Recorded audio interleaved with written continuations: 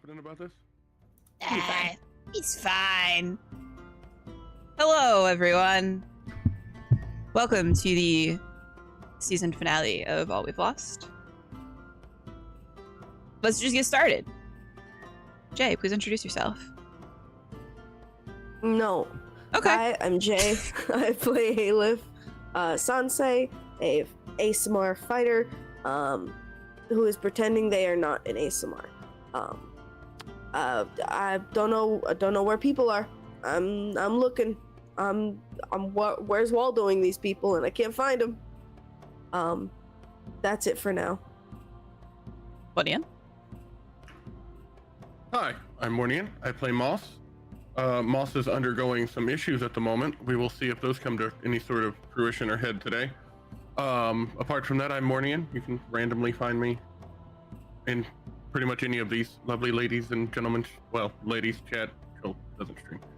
But yeah, that's me. Moss is scared. Joel. I play Neck. Wifeless. What, no wife? What, no maidens? Nameless.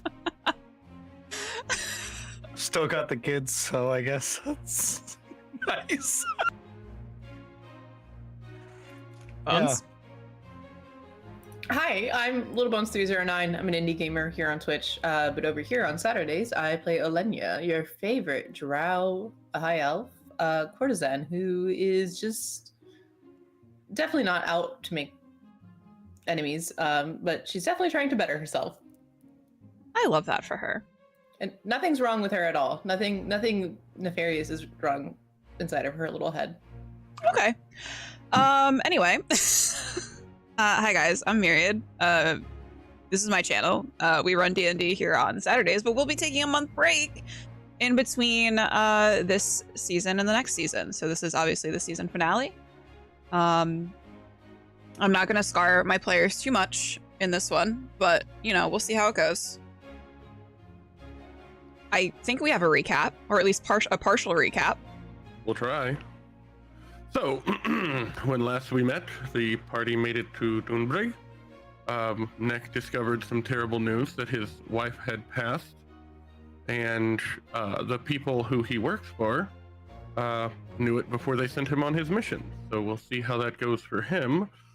We also discovered that Psalm loves getting his nails done and is now besties with Olenya.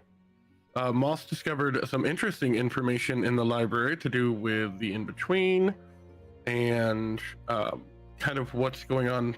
Didn't understand a lot about the book, but apparently Neck's father knows a little bit about the book and is refusing to tell us. Aleph had some conversations with people, and I'm gonna let her fill that particular part in because I don't remember that conversation for some reason. I can't.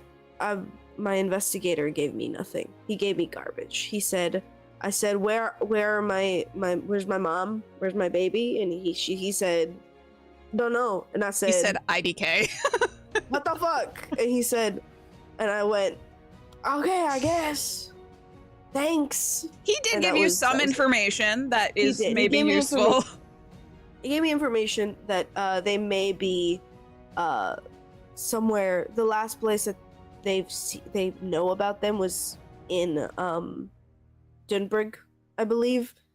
And then outside of that, he's like, anywhere else, I have no idea. The only place he doesn't have like his little paws in is in Ruin, so might be headed there. Who's to say? Also, Olenya found out some further information. The oldest way that people find out information. Fucking. That was She do be doing that. a lot. Don't mind your business. Who do you think's bankrolling this expedition, bitch? You haven't paid me a thing yet. That That pussy. It's built different. didn't want to say it. I thought it was too early. Nah, it's fine. I don't. Whatever. It's fine. Moss, you can go ahead and take your nat 20. I'm gonna need it. Yep. And where would the party like to start? You all sort of went off in your own separate ways during the night. Where would you reconvene in the morning? I think Alenia would probably suggest trying to meet up with Neck back at his home. So Moss is just kind of laying in the harbor as he starts to see the sun come up. He was somewhat told where the brothel was, where he would have expected Orlania to be. So he would kind of start walking towards the brothel. Aleph, what about you? You had disappeared into the night as well, correct? Yeah. I probably just like walked for a bit and then headed back to the brothel for like maybe an hour of sleep at most. And then just propped back up and waited downstairs, since I do know Alenia is here. Because I don't know where Neck's house is, so I'm just gonna wait downstairs. Preferably with food. They have made a spread. This is obviously not really for clients, because most clients have left in the night. Most clients don't stay till morning and do the walk of shame out of the brothel. But they do make a very good spread for the companions to feast upon in the morning. So there's pancakes, there's bacon, there's scrambled eggs, there's biscuits, there's gravy. They got everything. And then Neck. Where would you be set off to in the morning? If anywhere? Neck would just like get up off the couch and maybe try and make some breakfast for his kids. He did say meet there in the morning, so. So, Alenia, as you come down from your room in the what was the brothel called? It's a great question. Diamond Lady? Diamond Something. Diamond Hollow, something like that. As you make your way down, you spot Aleph furiously shoveling food into her mouth at one of the tables. And just out of the window, of the front door window, you can spot a mass of curly hair, familiar mass of curly hair standing outside of the establishment. I think Alenia would approach Aleph, and their last conversation, I think, was a little bit tense. So I think Alenia would sort of very cheerfully approach you and look over whatever you're eating on, and Aleph, darling. What? Don't what me. Sorry. What? Okay, anyway. Moss is outside. Believe we'll meet with Neck in his home. Okay. I'm gonna take a handful of like the bacon and just like Shove it into your little mouth. just like bite into it like a Slim Jim. I like that so much. And just like, all right. I'll wave to the companion who helped me throughout the night. Just bye, and then leave. Did you pay her? Yeah, I think I paid in advance. Good. Okay, I just wanted to make sure. Yeah. Oh, I'll pull out another 5 gold and I'll hand it to her. Just thanks for the services. Thank you. Come again. Yeah. Can I whisper at her as quietly as I can? Just pretend that I did stuff. Please. It's a matter of like reputation at this point. Oh, if anyone asks, I will give you a raving review. Thank you. I appreciate it. And then I'll walk away. She gives you a little wink. I think And- Alenia's already waiting by the door at this point, like, we gotta go. As you go through the Okay. door, Moss, you turn and see your two of your companions at least. When you see Moss, he looks more disheveled than normal. Normally he's got a pretty kempt and cleaned appearance, but right now he just he's putting on a smile, but you can tell there's something eating at him. And he'll just kind of look at you both. Good morning. I believe Neck would like to meet at his place. Right. I think Olenia, out of everybody, is like the most well rested. You are the only one that has not suffered a level of exhaustion, so yes. She looks great, pristine. Everything looks beautiful. She has not a care in the world, not a one. And she'll sort of look you over, and I would imagine Olenia has traveled with you long enough to know when something's sort of off with you, and she'll sort of give you a once over and say, everything all right? Everything's good. I just needed some fresh air. I see. Well, you know that I have an open ear for you, Moss. Free of charge, of course. I know, and I shall take you up on it soon. Just processing myself before. Okay. Well, shall we? And Olenia's going to go ahead and, before either of you have a time to respond, she's heading towards next home. I'll offer the bottom bits of bacon that I haven't bitten at to Moss. He will take them. Start kind of shoveling them in as he's walking. Brothel food is just the best. You'd be surprised. Some taverns have very nice food as well, but it does always hit different from the brothel. Really does. It really does. You don't expect it, but it's fantastic. It's probably because it's free, thanks to me. And she's going to kind of cut you both a I little. paid. I never even went inside. This was just given to me by a friend. This time. Pocket bacon? Pocket sandwich. Just for bread soon. Jay, you do have a advantage from Raffle, Oh, yay. Thank you. and you all make your way through the city to the residential district, where I believe Olenia and Moss have been there. Now, you guys lead Aleph to next home. You can smell. It smells like it should be breakfast. Maybe it's a little there. It's a little burnt. Maybe. Maybe the toast was just been in. It's just been. It's been toasted a little too long.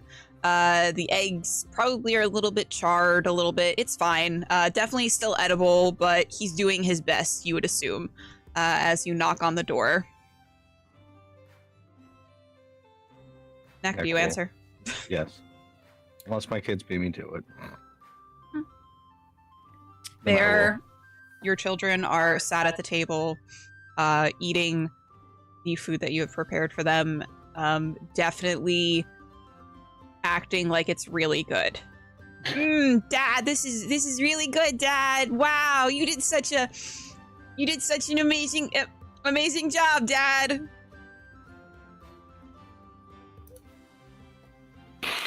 Guys, I know my own skill. It's not that good. No, seriously, it's so good. They add like more salt to their eggs. There's a crunch to the egg. Yeah, there's some shells in there. You want me to help you prep something else? Like, I'm pretty good at it. So they Just don't right. eat like sad food Yes. for the first morning. You should. They seem to enjoy it. You do hear some other like clanging coming in from the kitchen. Your mother-in-law Nora is preparing. Actual food. She's making some like meal fillers. You know? But I do turn to the kids. I'm like, kids, these are the guys I was telling you about. And I like point to like Moss.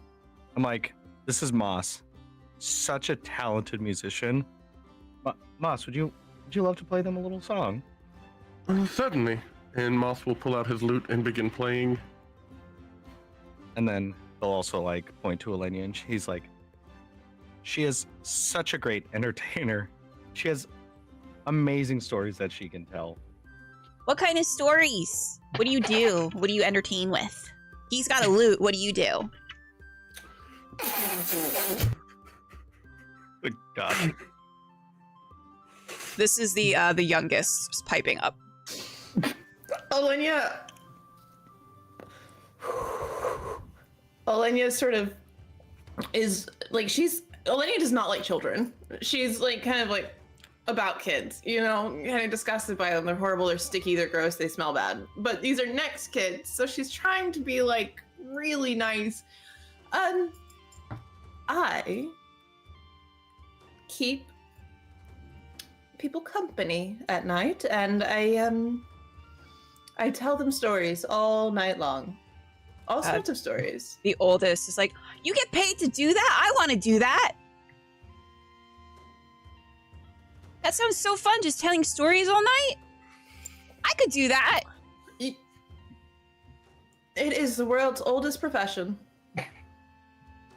Storyteller. Yes. Cool. And then Yes. they kind of look to Aleph, like, expectantly. What do you do? And Neck will be like, she almost as good as your dad when it comes to fighting. He'll like elbow Aleph.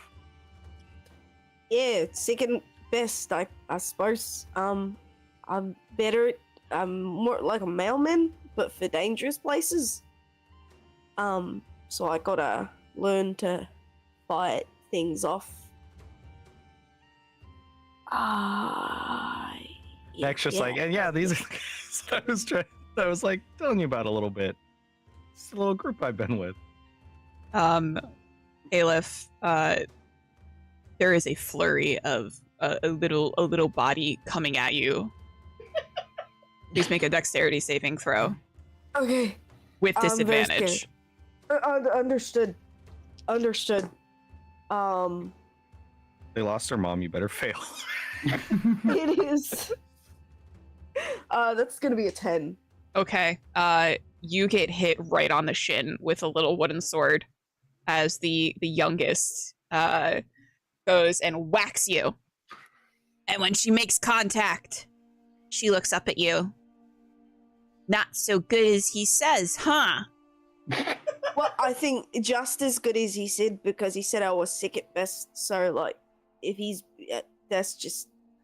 I think that makes me second best then. Yeah. I want you to know, child, I am very tempted to push you over. Just a Try little. it, coward. I'm not gonna try it. Your dad's right there. I could get into serious trouble. She looks over at Neck and then looks back up at you and then whacks you and then runs away again. Neck will lean over and he's like, really sorry, they really love the shins. It's really kind of all they can Yeah, reach, though. I was gonna say it's just the only place I can get to. I think Olenia, looking at this scenario, would sort of look at Neck and say, I don't normally like children, but yours are quite funny. I enjoy this a lot.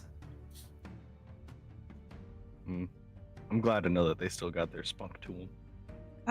You will hear Nora from the kitchen call in the girls, and she will sort of peek out and wave hello to everyone. She's a beautiful woman, even though she's probably in her late 50s, late 60s. Very beautiful woman. If she is at any indication, you imagine that Neck's wife might have been quite beautiful as well. A water genasi, and she looks. She says, "Neck, will you be leaving now, or?" Need to get into my armor and then I'll be heading out. Okay. She will sort of usher the girls to say goodbye, to allow you time to get ready to leave wherever you need to go. The girls they're not crying or anything. They just run at you and hug around each leg. Bye, Daddy. Go kick some butt. He'll kind of hold on to them a little bit longer and give them a big old smooch on the top of their heads. They kind of grin up at you. Tilly is missing like one tooth right at the front of her mouth. Gives you a little toothless grin. And they run off to go play in the backyard, small little backyard that you guys have. You hear shouting. You hear a crash. You hear your neighbor yelling. And then it's kind of quiet after that. Okay. And he will go put on his armor and be ready to go. All right. Where would you guys like to head? The wilds. Nuala, as I would imagine, is somebody to meet.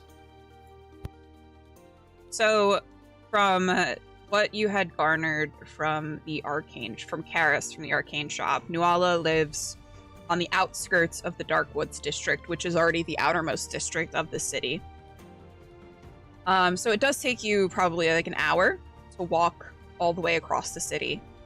As you do, the cottage is easy to spot in the woods. You see a little plume of smoke rising from a chimney. It is small and quaint. Not one would maybe expect from someone hailed as the greatest archdruid within the country. There's a small stream running along next to it with a bridge that seems to be a few planks of wood cobbled together. There's a small garden plot that sits off in the side yard. The fruits and vegetables look well nourished and nearly ready to harvest. There are tranquil sounds of nature. For everything, it seems like it's this picturesque setting. And I will now switch over to the map scene.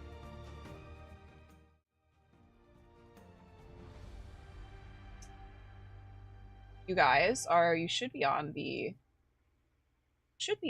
map. This is the area that you're coming in from. What would you like to do? Olenya's gonna check for traps. Okay. Give me an investigation check. I would love to. I defined the good DE20. Well, it's not great. It's a 7.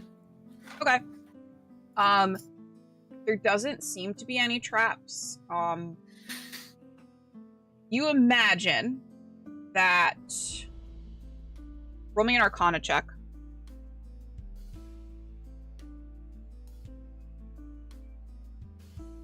That's much better. That is a 17. Okay. So you imagine that if there are traps, they are not physical in nature. You imagine that perhaps there might be wards up. However,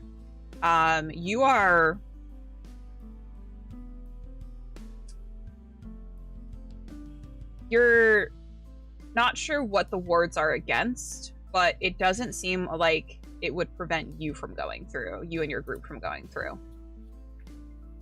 All right, I think Olenya would sort of, I think she would look at Neck and sort of give him a once-over and then ask, you have the book, correct? Of course I do. Just making sure. And I think Olenya would sort of take the lead and sort of start moving towards the house. Everyone can move, you guys can move yourselves freely. I will let you know, once you reach like the house is when you will have to stop moving. So please just put yourselves where you want to be. In a square. Jay. I'm trying. My head is big. Well, Here you go. look at their vegetables. What they growing? There's some tomatoes, some carrots that look like they're about ready to be plucked from the earth. Probably some potatoes. Man. Yeah, as you approach the cabin, you can hear rustling from within. There's clanking and crashing. It sounds like shattering glass. And you hear chittering in an unknown language and low growling accompanying it. I think, Olenya instinctively would sort of like rear back at this. Excuse me, looking for Nuala. Is everything all right in there? The door to the cabin, you notice, is slightly ajar, and when your voice calls out, you see two big eyes peeking out from the crack in the door. And then there's more chittering in that language, and two dog-like beings crash through the windows on either side of you. I need everyone to roll for initiative. Ah, fuck. Here we go. I don't like when things eat my past characters. I got a 15. Okay. Moss got a 19. Always gotta one up me, don't you, Moss?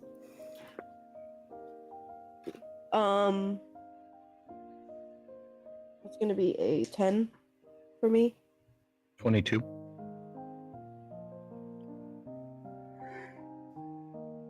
Okay, let me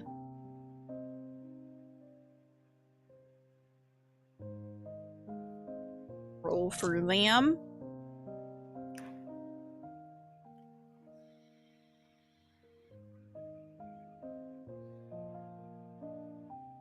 And not so good. Not so good, I think. Aleph, what is your dex? My dex is 13. Okay. So they will go before you. Let's change the music up a little bit. All right. So, Neck, you are up first. These creatures have just burst through the windows of this cottage. They look dog-like. They look like they might be some sort of dog, but not a dog that you have ever seen. Their maw is just a little too wide. Their teeth are a little too pointy. Their ears come up to a long point. Do they seem hostile? Oh yeah, they are ready to bite. They look Okay. like they're about to go after Olenia. I'm gonna run up, and I want to try and like check that one into the wall. Okay. Please make a. So are you trying to like shove or? I'll just say like I'm using probably my warhammer, or like, and just trying to like use that in the shield and just like shove it as like an attack. Go for it. Does a 15 hit? A 15 does hit. Huge.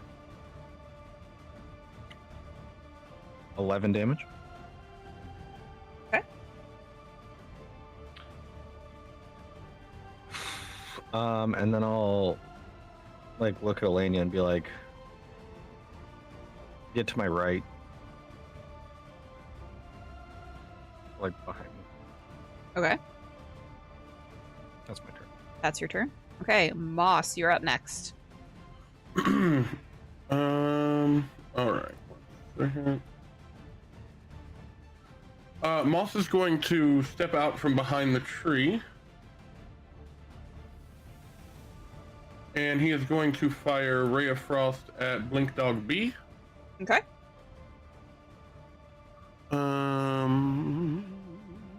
That is a 17 to hit. That will hit. All right, and that is 6 points of cold damage, and its speed is reduced by 10. Okay. 6 cold, speed is reduced.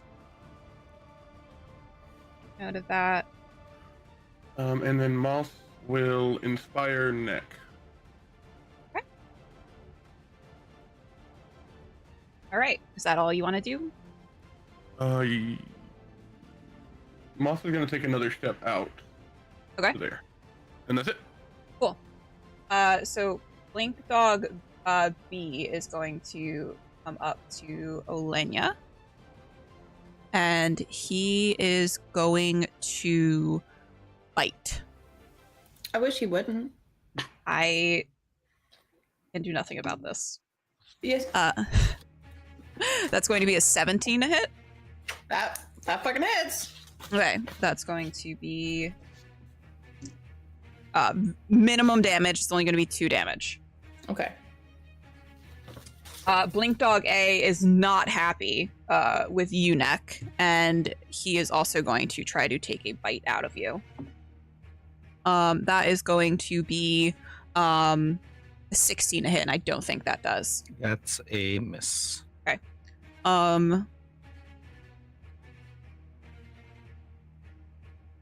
And then Blink Dog A is going to disappear. And he is going to reappear behind Moss. And that is the end of their turn. Olenya, it is your turn.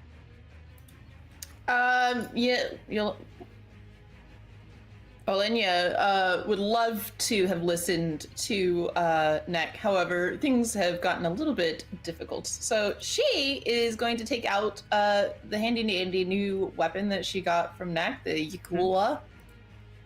And she's going to hit. And I do add in my dex modifier, correct? Yes. Okay. Here we go. So it's a +2. It's a 4. That does not hit. Okay. The dog, it snarls at you as it kind of juts out of the way. Clearly it wants to bite your little giblets. I think Olenya would look back at Neck and sort of give him a glare. How the fuck do I use this thing? Olenya, Yes. in the back of your head. Use my power. And then it is going to be the next creature's turn. From the house emerge 2 other creatures. They are smaller than the Blink Dogs. Tiny, large heads, large eyes, tiny bodies. Bizarre looking creatures. And they are going to come after both you and Neck, Olenya. The first one in front of you is going to actually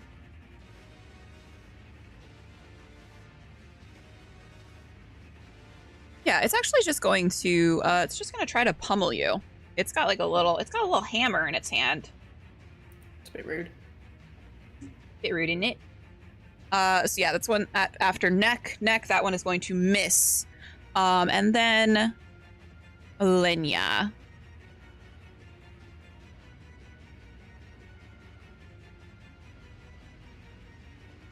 It is going to try to hit you as well. I wish it wouldn't. That's going to be an 18 to hit. Okay. And oddly enough, it's what? Oh, go ahead. Its damage is 1d6 minus 1. So it's going to be a 3 bludgeoning. Okay. Olenya is going to use a reaction. Yeah. Yep.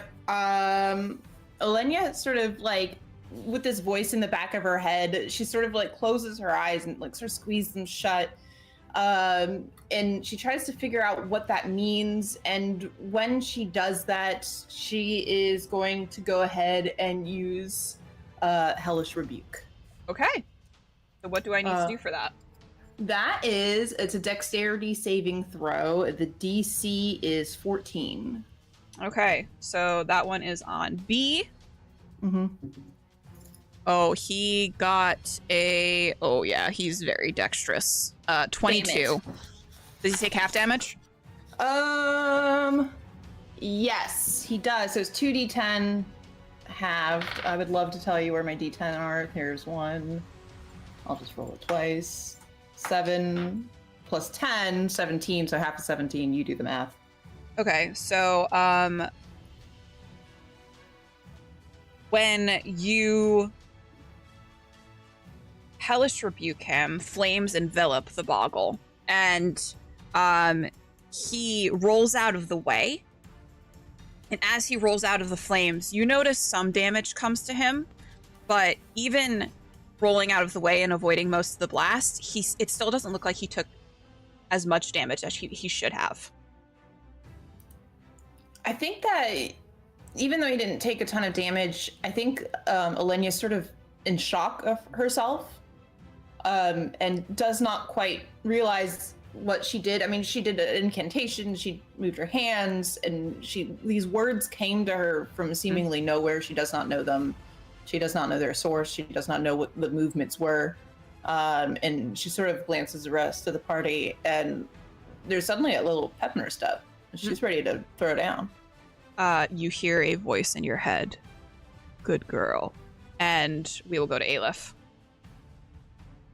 My patron is not as hot. So I'm gonna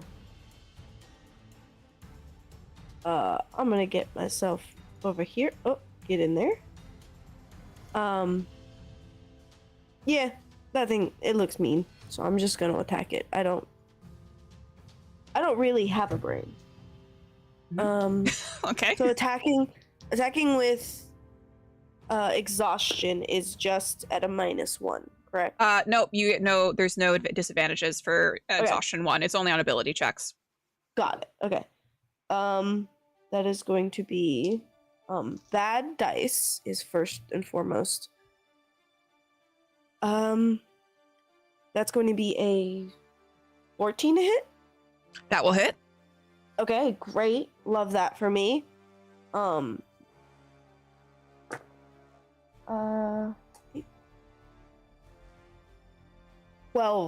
damage. Okay, nice. It doesn't look upsetty, so I'm just gonna leave it, I think. Actually, can I get between the Blink Dog and Alenia? So there's not enough room. Yeah. But you have done a significant amount of damage to it, and its attention has turned to you. Okay, great. Love that. And I'm gonna stay right here, I guess. All right. Is that it for your turn? Okay. I need everyone to make a perception check. At disadvantage because you are in the midst of battle. Can I use my advantage to even it out? Yeah. I would also like to do that. You said perception. Yeah. I got to 16 total then. Okay. Moss notices nothing. It's 6. gonna be a 20.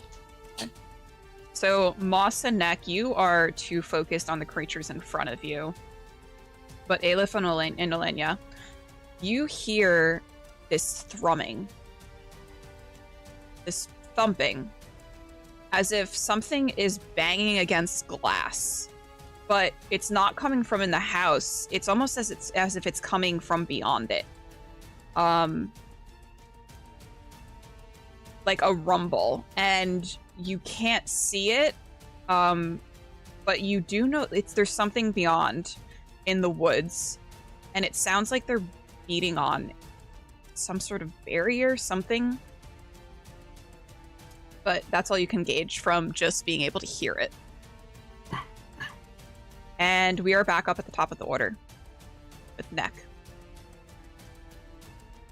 Okay, Nick's gonna try and go around A, and so he can be kind of touching A and B.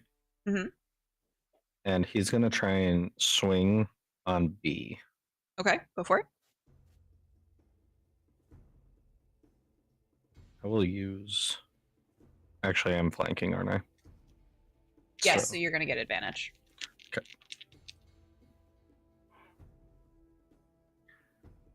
So 18. Yep, that'll definitely hit. Okay, and then I'm also going to use a smite.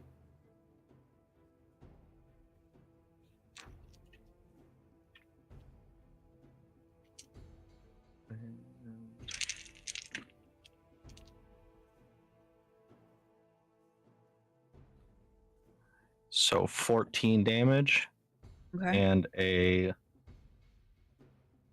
audible thundering crack happens that, and it goes for 300 feet, and it has to succeed on a strength saving throw, or it's going to be pushed 10 feet away and knocked prone.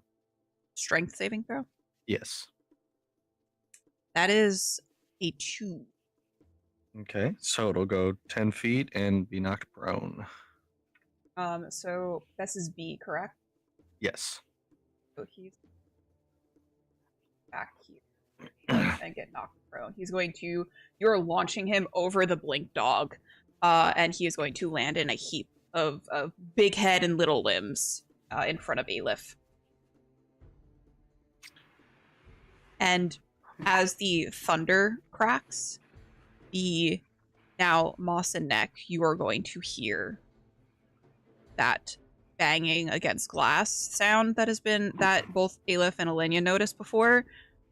It is getting more and more frantic, and you hear it sounds like the splintering of glass as well. But we're going to move on to Moss. If Neck, that was all you had. That. Yes, that was it. Moss? Seeing that the blink dog's right in front of him, he did see Elenia get bit and started to go that way, but now seeing Neck and Aleph flanking her and he seems okay, he's going to turn around and attack blink dog A. Okay. He's going to do it just with his dagger. Okay. That is a 22 to hit. That definitely hits. And that is 6 piercing damage. Okay. And then he will turn around and no, he's not. He's gonna hold his inspirations because now he hears something else and thinks that there's something more dangerous coming. Okay. All right, we have now. It is the blink dog's turn. So blink dog A is not going to like that you just stabbed him. He is snarling at you, Moss, and he is going to lunge and try to bite you. That is going to be a 19 to hit. That hits. Okay. That is going to be 3 piercing damage. Okay. And then Blink Dog B is going to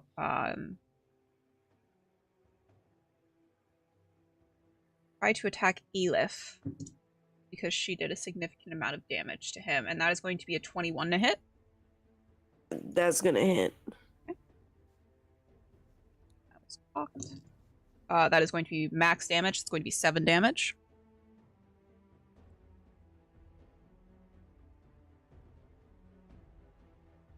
And we are going to move to Olenia. Okay. First things first, I am going to use a bonus action. Mhm.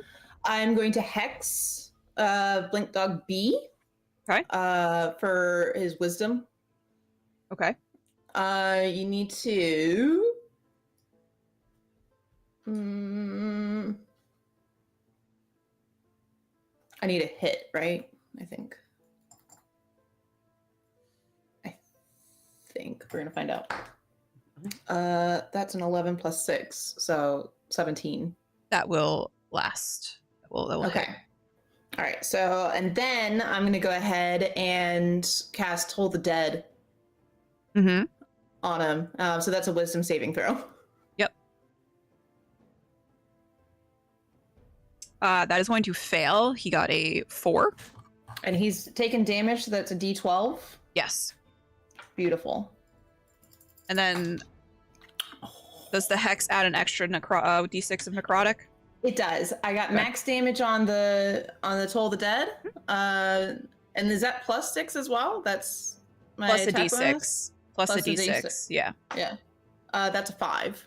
Okay. So 17. 17. Mm-hmm. Okay. It's looking very messed up. It's bloodied. It looks like its jaw has been like unhinged a little bit. And it is still standing though. but barely. Aldo, you're going at your turn, Elenia? Yeah, that's all I can do right now. Okay. The Boggles are going to Boggle A is going to look at Neck and Elenia, and he is going to, let's see, how big of an area is this though?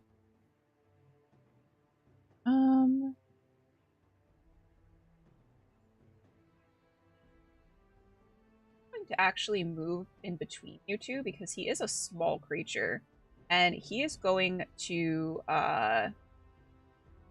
there's like an ooze that begins to come out of his pores as oil begins to seep and puddle around him in a 5-foot square. That would hit both you, Neck, and you, Elenia. It stinks. It stinks really bad. It's really gross, actually. And then he is also that's actually all he's going to do.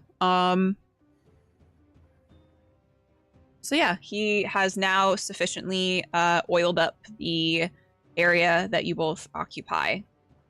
And Boggle B is going to he is going to stand up. So he's going to use half his movement to stand up, and then he is going to try to hit Aleph. That is going to be a 15 hit. I don't think that hits you, Aleph. Does not hit. Okay. And then now it's Aleph's turn. Okay. I hate this little thing. It's annoying, but this blink dog kind of scares me. So I'm gonna hit the blink dog again just because it's around. So I'm gonna put you two in dice jail. You don't go to dice jail. That's gonna be an 18 to hit. That definitely hits. Great.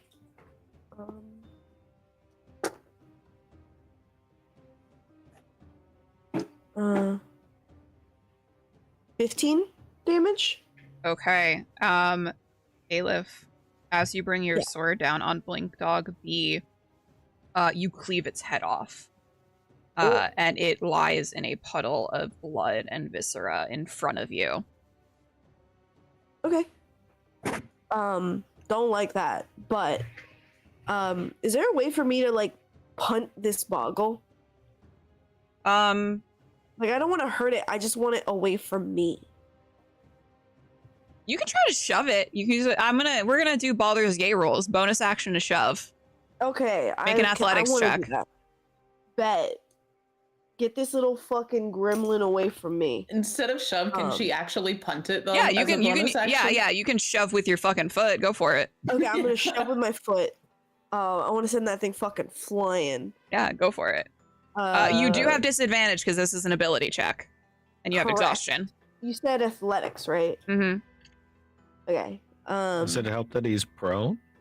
He stood up already. He got up. I think that would put her at a so disadvantage. that's still for going to punting. be at a 19.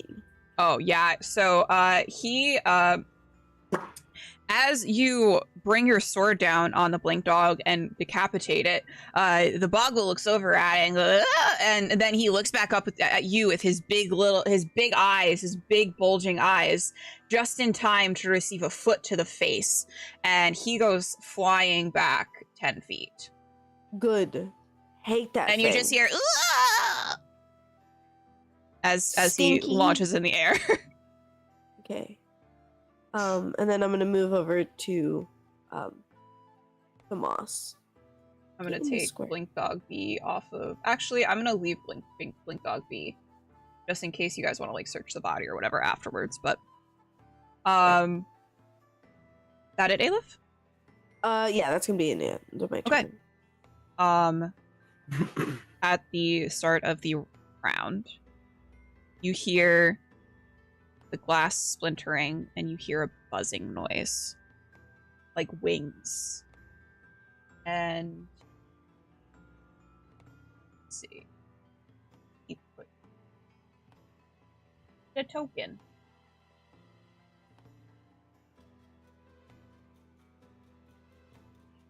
Are they?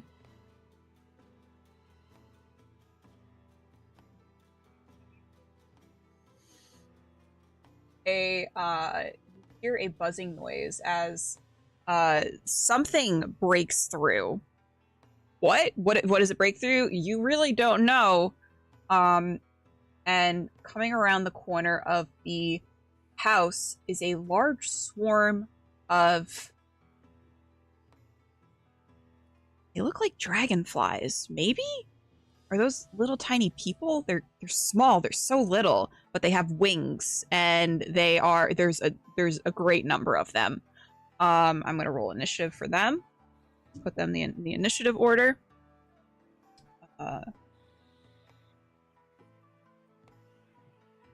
And it is next turn.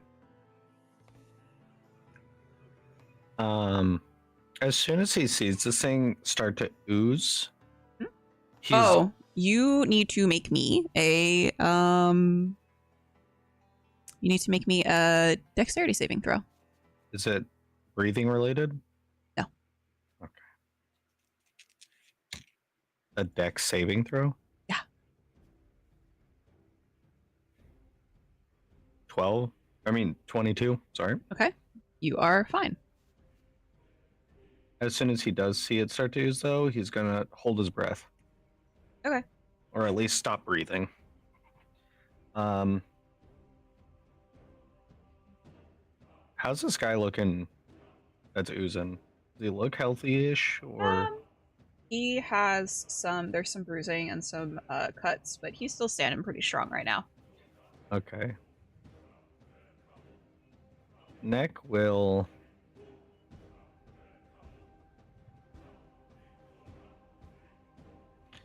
Neck's gonna go over to the swarm. Okay, he is going to take an attack opportunity on you. That is going to be a 30 20 to hit. That hits. 2 points of piercing damage. But bludgeoning, actually.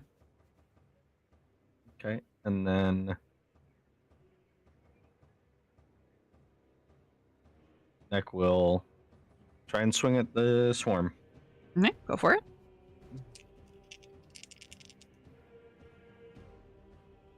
$17 to hit. That does hit.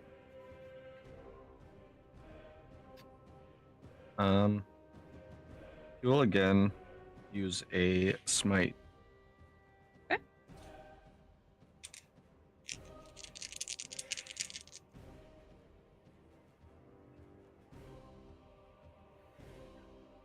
$14 damage. Okay. And they need to make a strength save.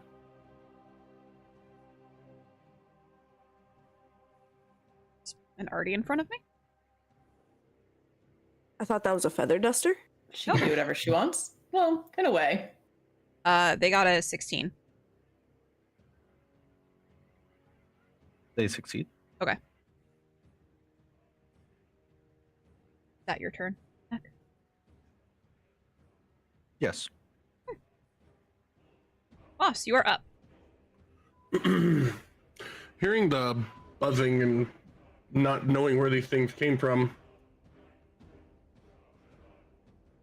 with Aleph here, he's going to turn from Blink Dog 8, not move or leave, but I am going to cast Ray of Frost. Let's try to slow this swarm down. Okay. And that is going to be a 21 to hit. That will hit.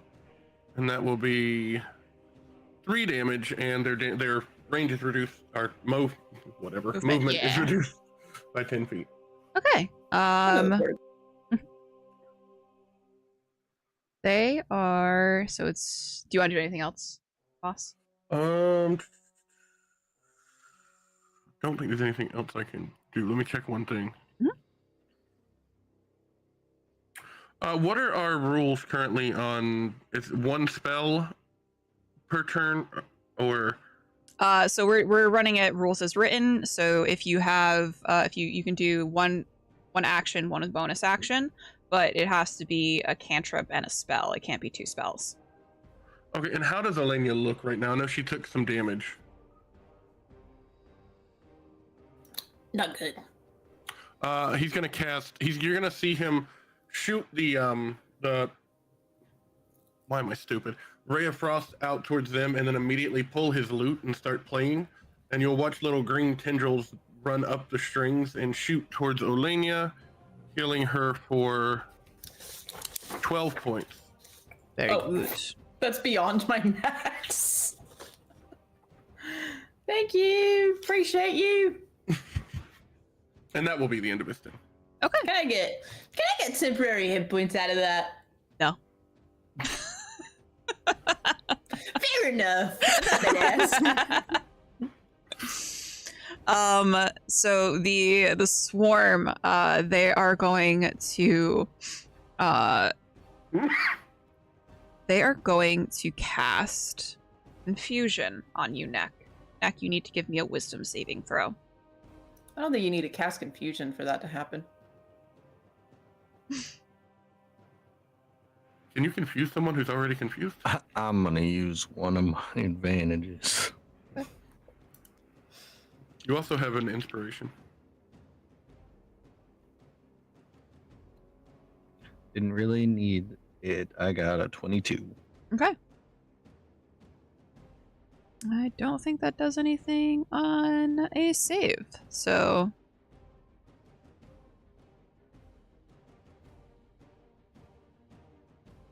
Yep, that's fine.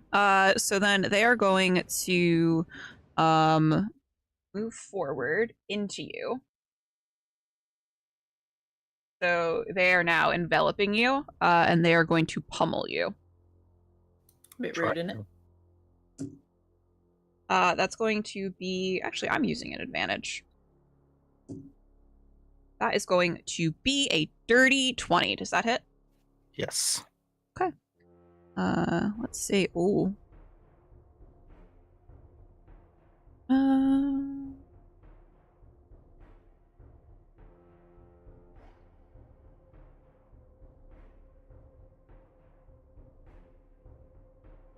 Well, Wait, can they fucking stop that? 15, 19 bludgeoning damage. Sounds good. Okay. And then we are on to Blink Dog, the last remaining Blink Dog.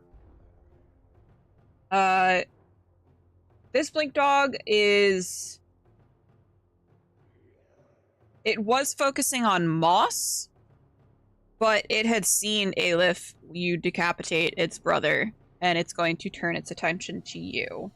And it's going In to... my defense. It's going to bite you, or at least try to. I'm gonna use it. Yeah, I got a lot of advantages to burn. Let's burn some advantages.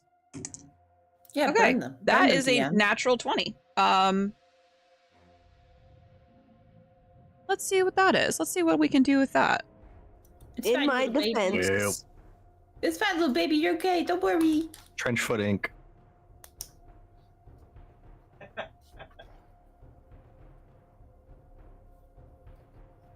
Okay. We have piercing damage. Let's roll a d12 and a d8 to see what kind of thing happens. So 18.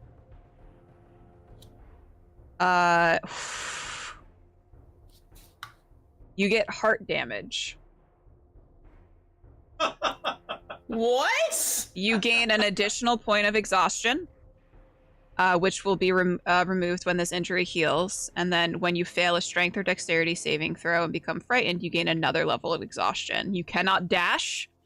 Magical healing of 6th level or higher removes the injury, or if you spend 20 days doing nothing but resting.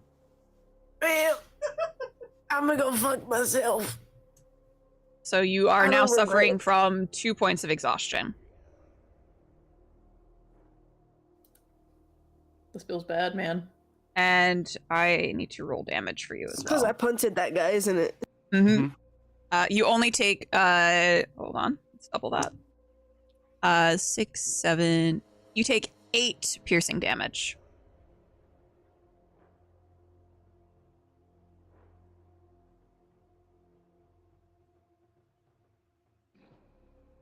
All right. Olenya.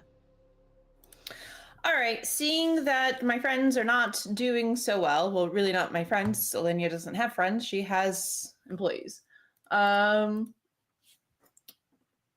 Commodities. am going to commodities. So this Boggle A is still living, and how's he looking? Like, is he looking any worse for wear? Is he still just kind of like doing his thing? Sorry, what was that? Boggle A, how's he looking? He is looking he's still standing. Okay. He's looking like he's still got a little fight left in him. But he has taken damage, so toll the bed. Okay. Go ahead That's and a make that wisdom? wisdom saving throw, yes, please, for DC 14.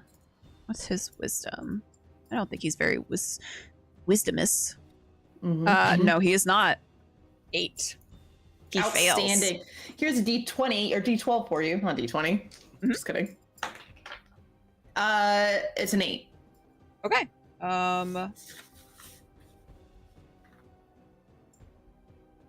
He's looking worse. Outstanding. I imagine he's kind of swaying now. His eyes are going a little cross. He's not looking so good, Mr. Stark. Beautiful. I love this for me. And then I'd like to bonus action. Can I, since the person I killed or person that I had hex died, can I move the hex? I'm pretty sure that you can. Is that in the spell description? That's Yeah, a if it great drops question. to 0. Oh, it does drop. Yes. So can I go ahead and move it then? Yeah. I would like to go ahead and move it onto the swarm. Okay. And can I change the hex type? Yeah. I would like to make it a to strength, and I'm gonna roll for you.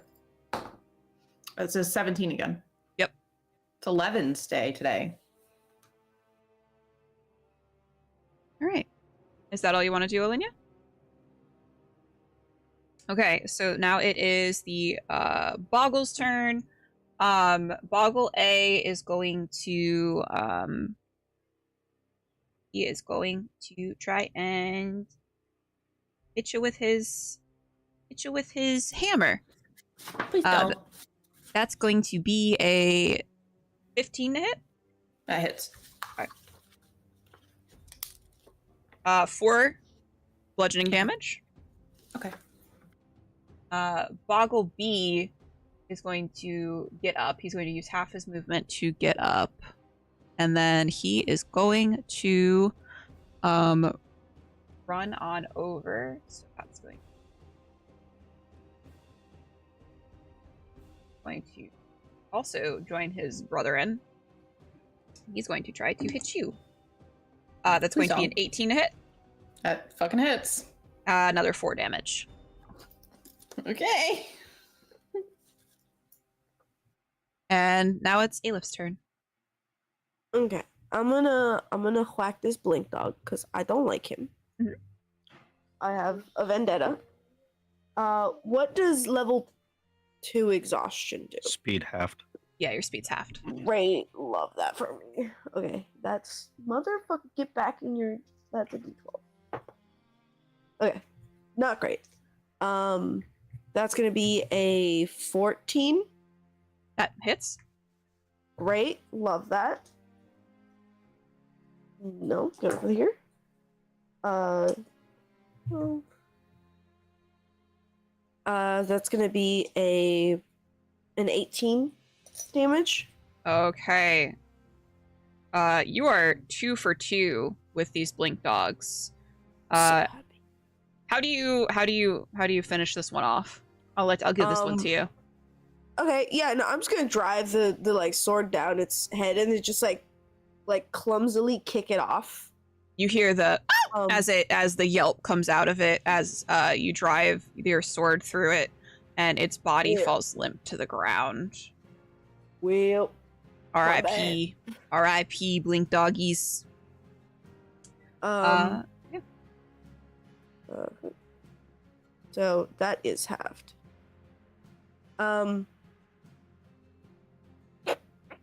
Can Bunsen. Yeah, go for it. Outstanding. Yeah, yeah, of course. That's gonna be not as good. That's gonna be a 12.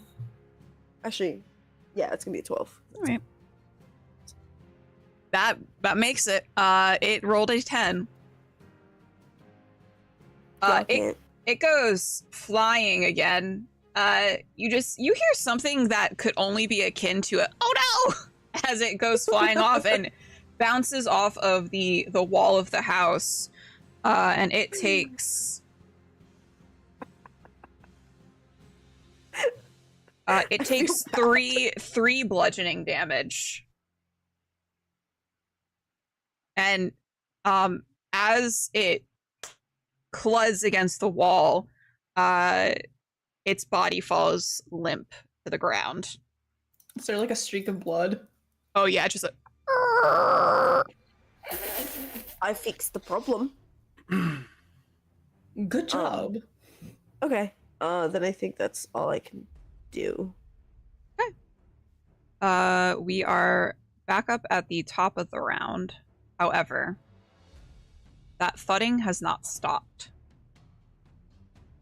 And beyond, I would say that all of you can probably see this now. Beyond the woods, you see something begin to squeeze its way through into existence almost. You hadn't seen it before at the edge of the woods, but you see it now as it begins to emerge. This weird creature that looks like it. The bottom half is a dog, but then the top half is some sort of disgusting, almost carnivorous flower. And it doesn't have eyes, but you can tell it is looking at all of you.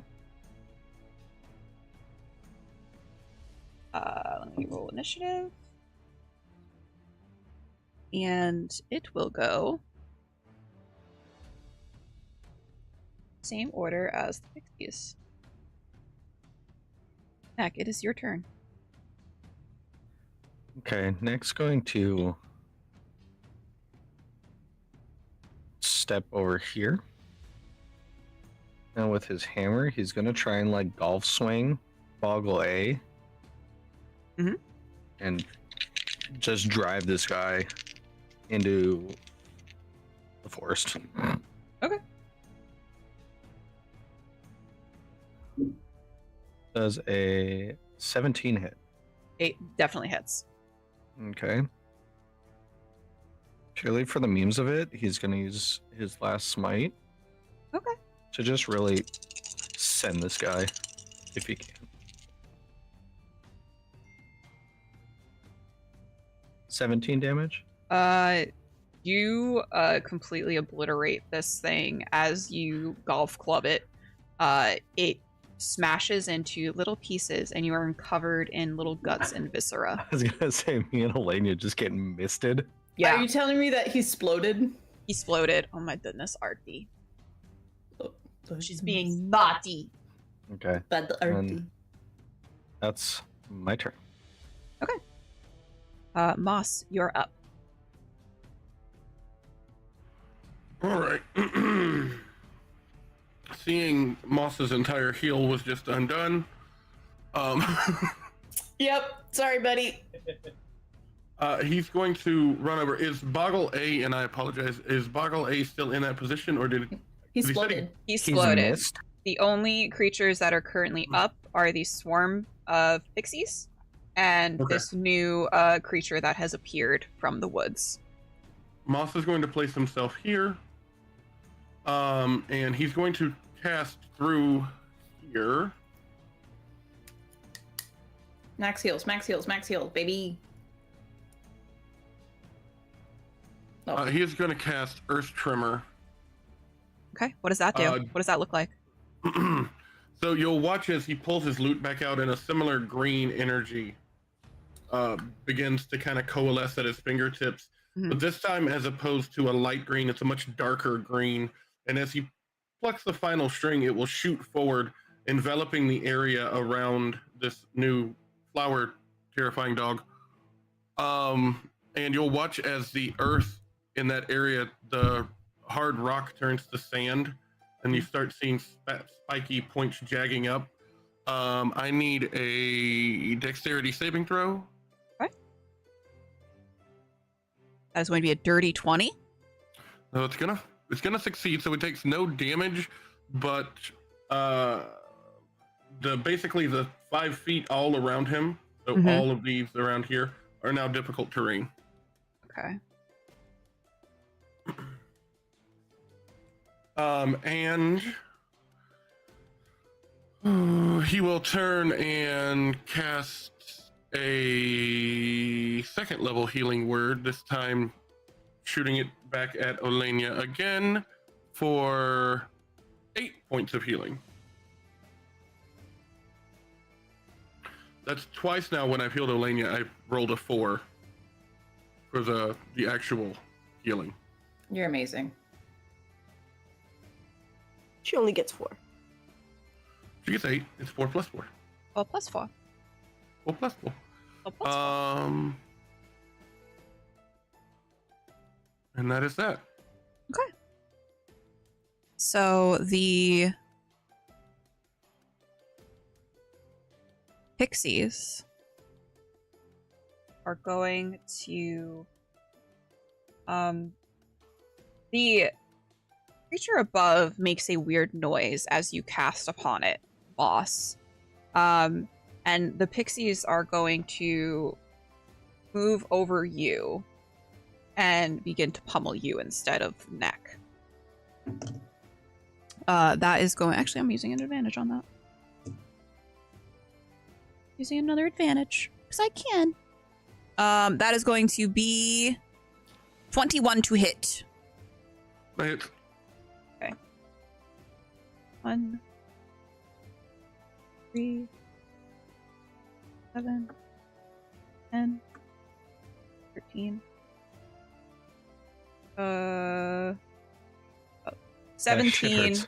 17 bludgeoning damage. Every time one of the little guys comes by and strikes Moss, at first he doesn't seem bothered by it, and then towards the end you're gonna watch his blood starts to come from his nose and face. Yeah, they just whack, whack, like all around you. They're not biting or anything. They're just using the brute force of their bodies, which is, when there's hundreds of them in that space, it's quite a lot. And then that is going to be their turn. Up next is the Bloom Beast, who begins to trudge through the difficult terrain, only managing to make it right here. But I think that is enough. He is going to exhale a cloud of spores that is going to get each of you. You each have to make me a Constitution saving throw. Is it breathing related? Yes.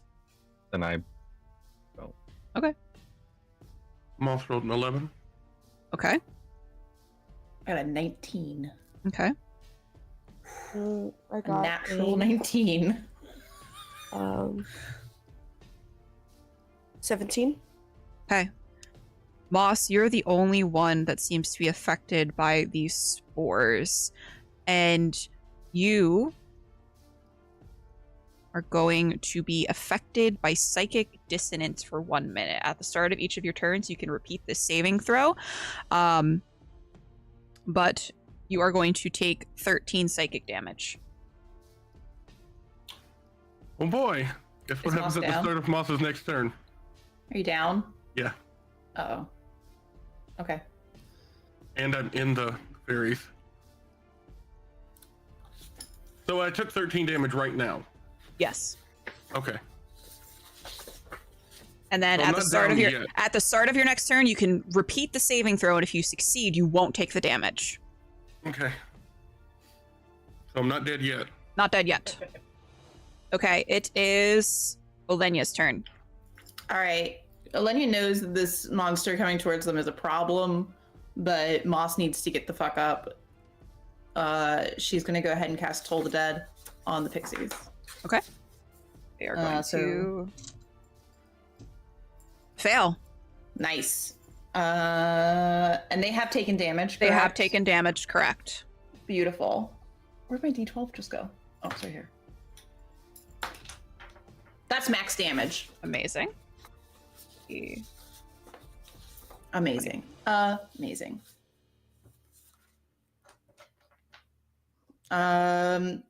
And they are hexed still, so Mhm. okay, then that's it. That's all I'm doing right now. If I move, they don't get an attack of opportunity, do they? Am I close enough for them to? Yeah, they would get an attack of opportunity. I'm not risking it for the biscuit. I'm gonna stay here. Okay. How are they looking after that? It seems you actually see a lot of pixies sort of dead on the floor, on the Oh. ground surrounding you all. Nice. There was a decent number, maybe 50 or so. Okay. Is that all for you, Olenya? Mm-hmm. We are up to Aleph. Okay. I sent you a question. I Um, answered your question. You did. I sees it. Okay. In that case, I guess I'm just gonna swing on him. Hold on. There. I come over here. Hmm. And I guess I'll swing on him. I don't Yep. actually know how that would work. I'm using one of my advantages. You get advantage anyway. They are flanked, so don't waste your Right. advantage. Okay, so then it's just gonna be. Okay. That is going to be 20. Definitely hits.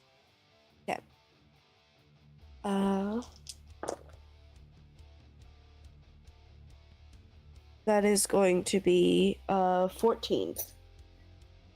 Okay. And then, I mean, it's free, so I'm just gonna pump another 5 into it. Okay. There are, you see a lot more pixies fall from this cluster with Aleph's attack. As she sort of cuts through and slices through a lot of them. And then I'm going to action surge Mm-hmm. and then attack him again. Go for it. Fuck them up. Boop. That's gonna be a nat 20. All right. Roll a percentage. Okay. Let me. Give them your heart attack. That's Yeah. gonna be an 85. Oh, nothing. No, no lingering injuries, but you will roll double damage. So, for just to go over for crit, for your initial attack, you are going to do max damage. So if you roll a d8, it's going to do 8 plus what your strength. So it's going to do 8 plus like 4. So it's going to be 12 damage total, and then you're going to roll the crit damage, which is an additional die plus your modifier. If that makes sense. So then it's gonna be 18 plus. 'Cause I rolled 2d6. So it's going to be yep. Let me do math. Go for it. Math is hard. I get it, dude. That's gonna be 28 Okay. Beautiful. Aleph, you Hold on, finish plus a 6. Oh, never mind. you finish slashing through these Four. things with your action surge, and the last pixie falls to the ground dead in front of you, and you are left only with the Bloom Beast. You don't like that. Okay. Okay. And we are back up to the top of the order. Neck. Time to rootin' and a tootin'. He's gonna walk up. As he's walking, he's gonna switch to his longsword. Mhm. He's gonna try and cut. He's gonna try and do some trimming. I need you to make me a wisdom saving throw. Don't forget you have inspiration.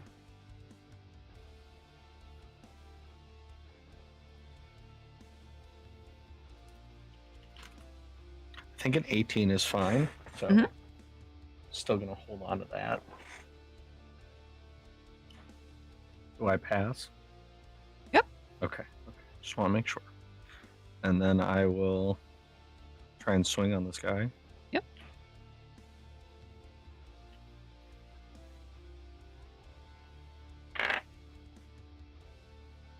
That's one of my things. 18 to hit. That hits.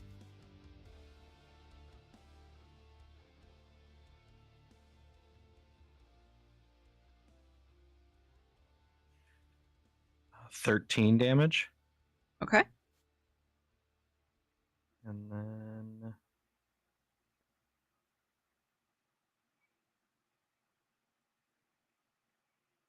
that's my turn. Okay. Boss, it is your turn. Please make me a Constitution saving throw. –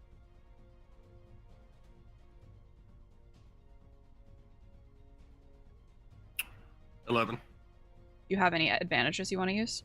Oh, sure. I'll use one. Please.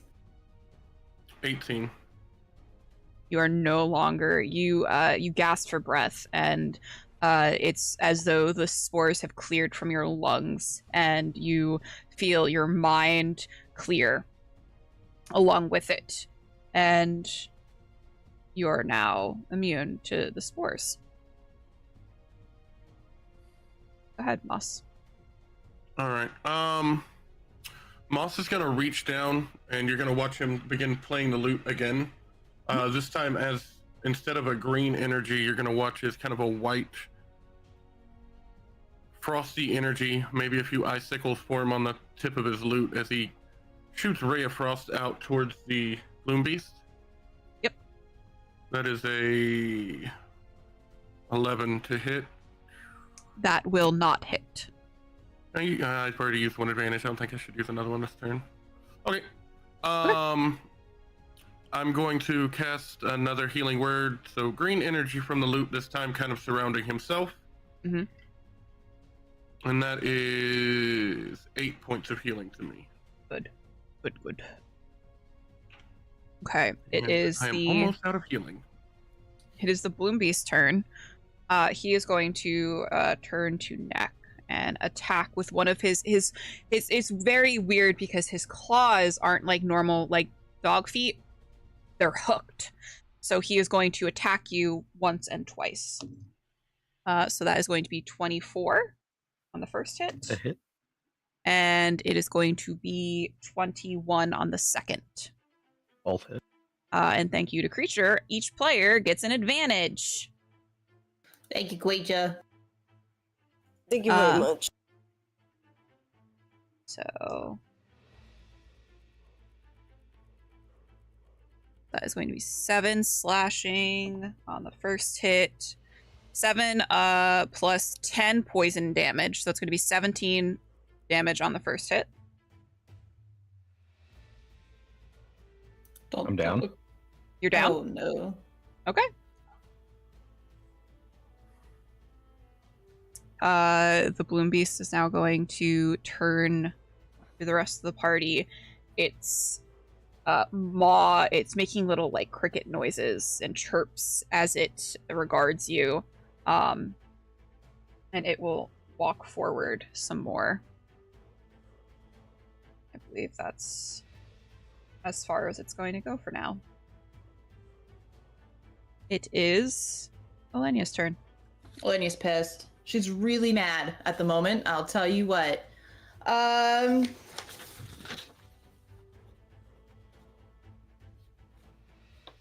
It has taken damage. Fucking fuck it. I'm gonna move my hex one more time. Yep. And it's still gonna be wisdom. Mhm. Or we're gonna put it back to wisdom. That's a 16 plus 6, so That hits. 22. Yep. Toll the Dead wisdom saving throw. Fail. Absolutely love this for me. That's a 7. Okay. and I am going to move.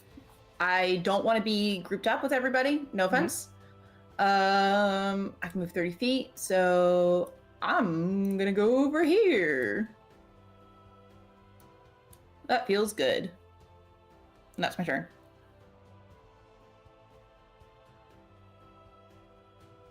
Aleph. Yes. Okay. Well, I suppose I could just fuck this thing up.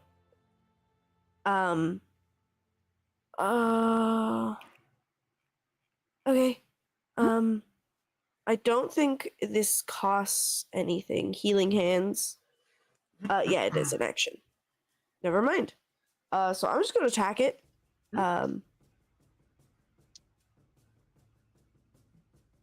Yeah. That is going to be an 18. Yeah, 18. That hits. Okay.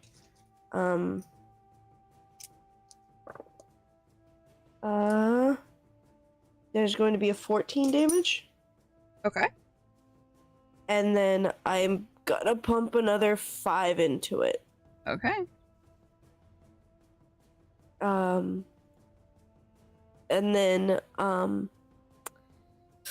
that's all I can do, I believe. Yep,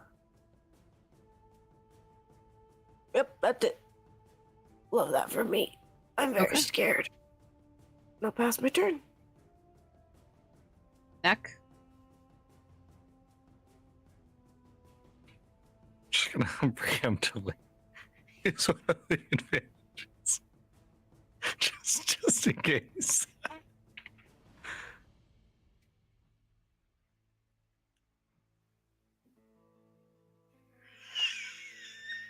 What? No. Actually- no. Actually, what I actually want you to do, we're gonna disregard that roll, and you are going to, I think that would work. No? God, is it that? Oh my god, it's not working. Never mind.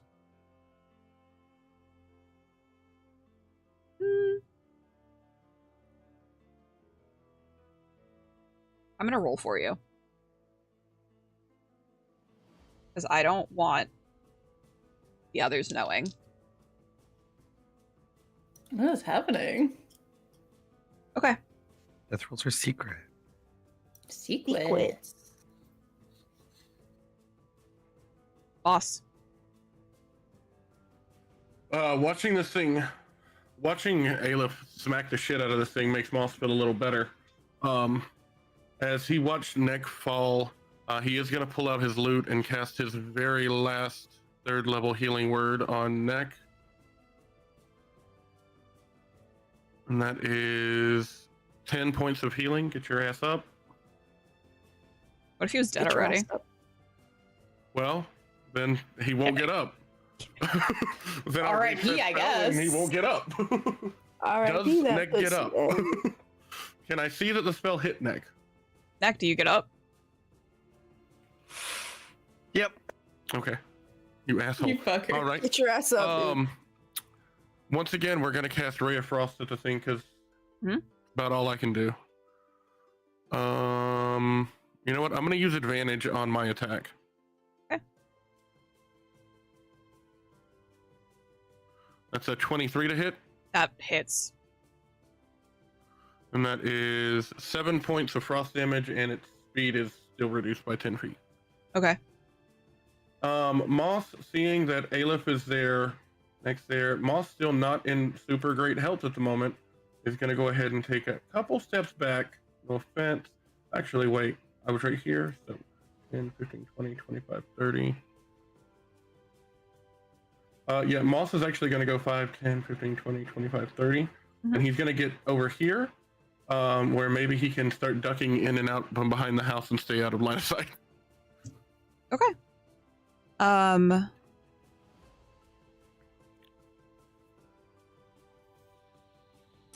The plume beast turns to you, Aleph.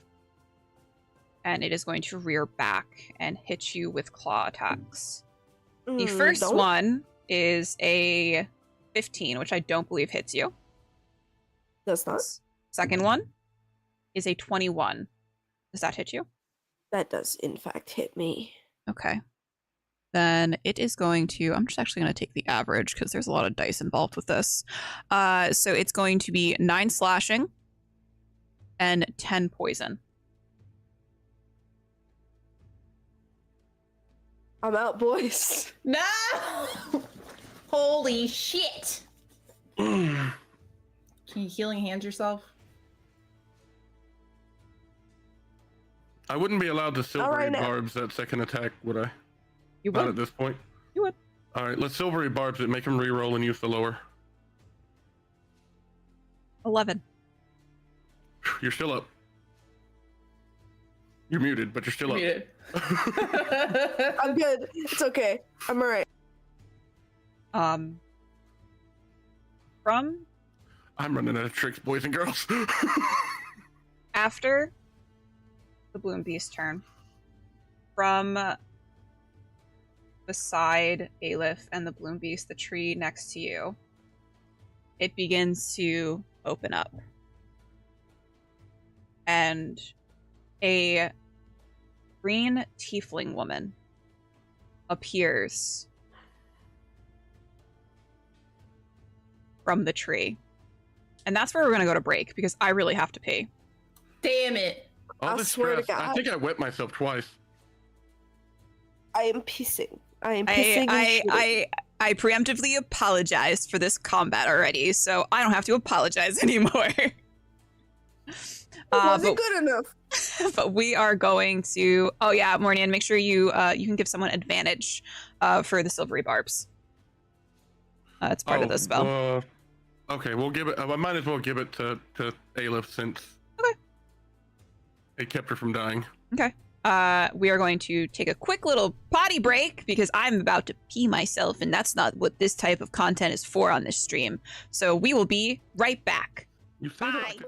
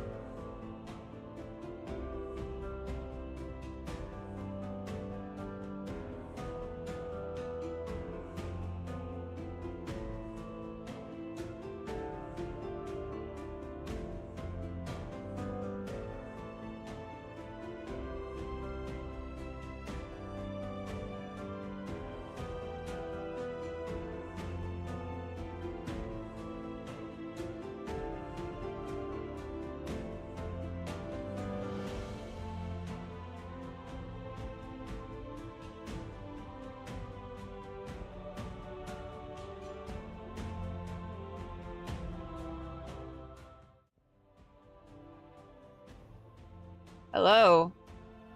Oh, wait. We gotta go to the map scene. That was so silly of me. Teehee. Teehee. So, a green tiefling woman appears from the trees. And she does not even glance at any of you as she conjures a spell, a mixture of necrotic and nature, and launches it at the Bloom Beast. He is going to make a cheeky little save. He is going to fail. I already pre-rolled the damage because it was 13d8, and I don't want to do that math in real time. The creature gets hit with this necrotic energy, and it shrivels and begins to die, almost as if like you're watching a plant die in real time as it shrivels into nothing. And it is quiet. Somebody cast Blight. Seeing this whole situation happen, I think the first thing Moss would do is he's gonna run over to check on Olenia. Olenia's fine. I'm at max health. You still took quite a beating. Nothing can quite keep me down. Unless I'm on my back, but... Fair enough. The woman looks at you all curiously. She is... You've probably really never seen a tiefling quite as old as her. Her skin is beginning to sag. But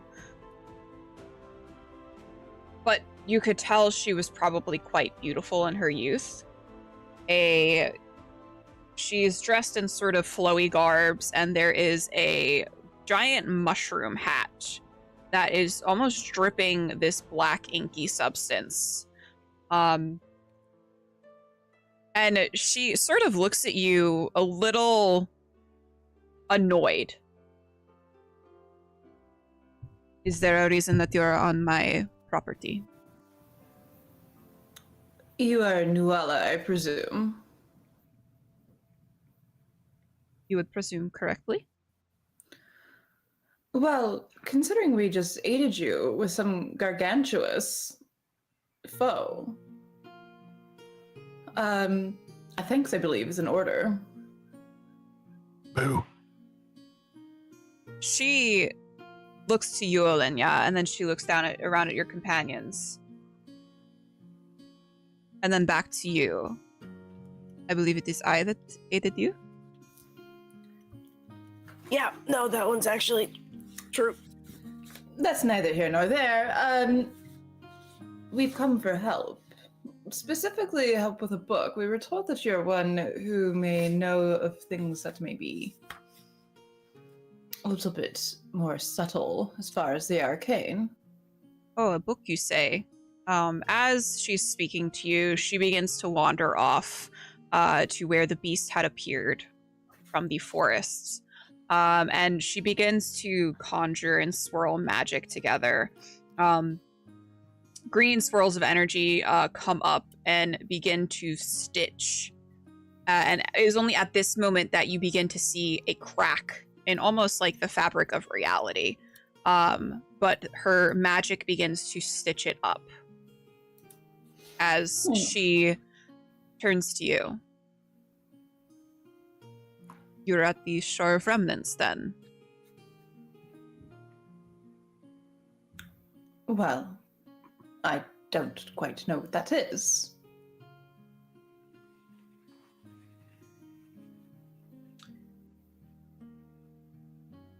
Very odd, because my student came to me and gave me the exact description of a party such as yours that she had encountered there. Odd that you should come here now, saying that you have a book. And at that moment, the tree opens up again, and you see a familiar little druid dash through, panting. Mistress, you left me behind again. You left me behind. Hi, I'm here. Oh, Oh, hi. Oh, you. Hello. hello again. Oh, you. I told Mistress Nuala about you. And you're here. That's. How many days has it been? A few. Mistress, these are the people I told you about. And Nuala looks at you pointedly, knowing that she has caught you most clearly in a lie. I didn't know it had a name. The book, though. Back to that. And I would assume you know exactly what book it is. She's gonna hold her hand out, signaling to give the book to her so that she may examine it. Oh, no. I need assurances. I'm not getting rid of the book. I'm not giving you the book. I just want to know if you know anything about the book and how to open the book. I know plenty of things about plenty of things. Nick will have gotten up at this point and plopped it in her hand. She's gonna cut you a look, Nick. Alenia's just He gonna doesn't look at even you. look. You motherfucker. I want the book back. What's with you in this book?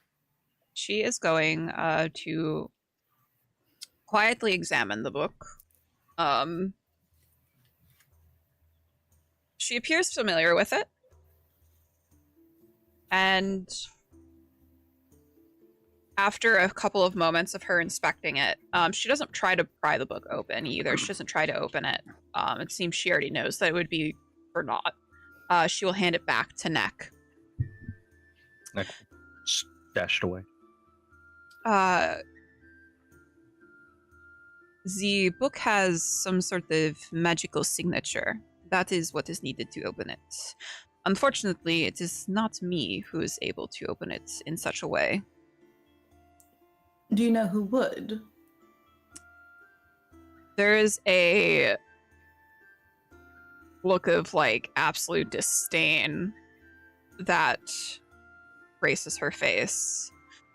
It is a man named Lufier. I'm afraid he may be where you're not able to reach, though.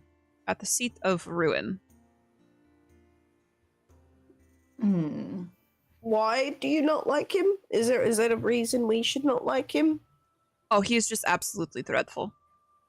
Know it all, yaps all the time, thinks he knows everything. It is terrible. He does. I don't think he does. Is there any way that we can reach him by courier? Send word to him. If you want that courier to end up dead, then of course. More commodities. Hearing more commodities, Moth will cut you a look. She looks at you bewildered, like, what? He won't say anything. Moth will actually look at Nuala. You seem to have magics beyond anything I've ever seen. Could you get us close? I am afraid not. The man has warded the place like no other. It is very difficult, and he will sense my magic if I get attempted to transport you into his lands. Okay, so I don't know how magic works. Does us being close to you or getting anything from you, leave your scent on us? There are such things as residual magics, yes, but if you travel there by common means, it is likely that it will not be there for long. Okay. We are not on bad terms. I don't want you to misconstrue that. It's just he leaves a bad taste in my mouth sometimes. What's he look like? Drow. So White hair, drow. Looks like a man, I guess. Muscular, handsome, ugly, fiendish of hearing.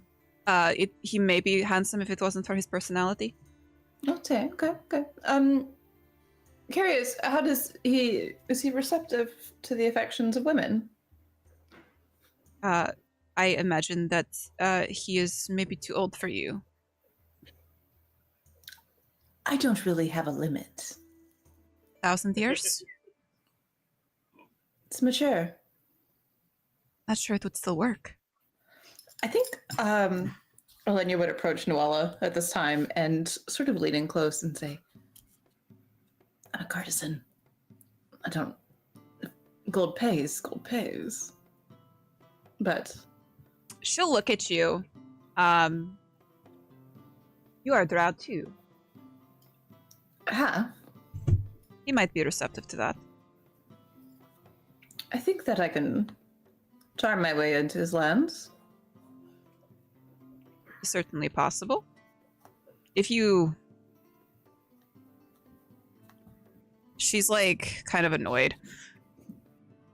I can give you a letter that's maybe helpful to getting you into the lands. It's not a guarantee, but it might give you a little leeway.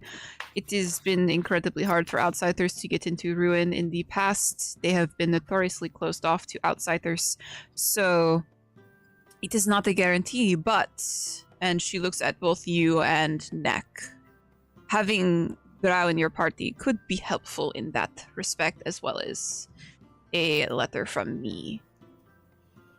I would be most grateful if you were to assist us in this. I have great interest in finding out what this book does and what's inside of it. She will nod. And she will go back. She will kind of order Hadrina. Hadrina, get me paper or whatever. I need to write the letter. And Hadrina, yes, madam. Okay. And she will rush into the cottage. Oh my god, they broke everything!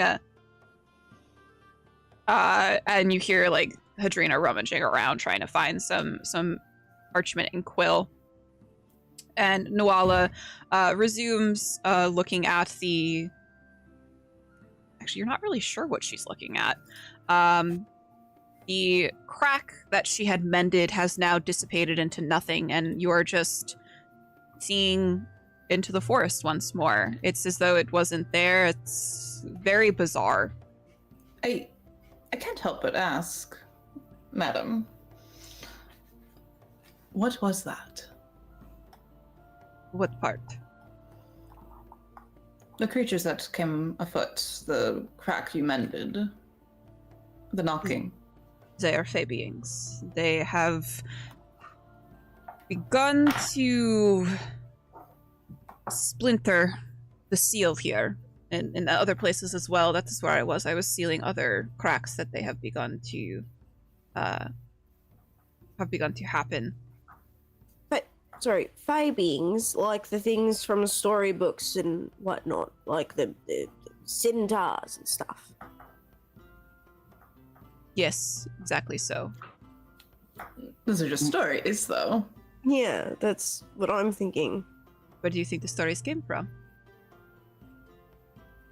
Schizophrenia? I think Elenia would be a little bit introspective on this and sort of regard Nuala. What do you think they want? What is their purpose in coming here? They want to be free from where we have sealed them.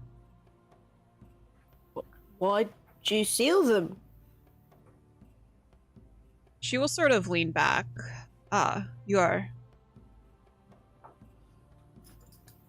You know, it is odd being so old and knowing so much about this world, being around others who have never experienced the things that you have. Long ago, much longer now than it seems, the world was ruled by Fae beings. Mortals like you and I were subject to whatever terrors that they wanted to incite upon us, and they cared not for empathy towards other people They only cared between mortal and immortal, and if you are not immortal, you are lower than dirt to them.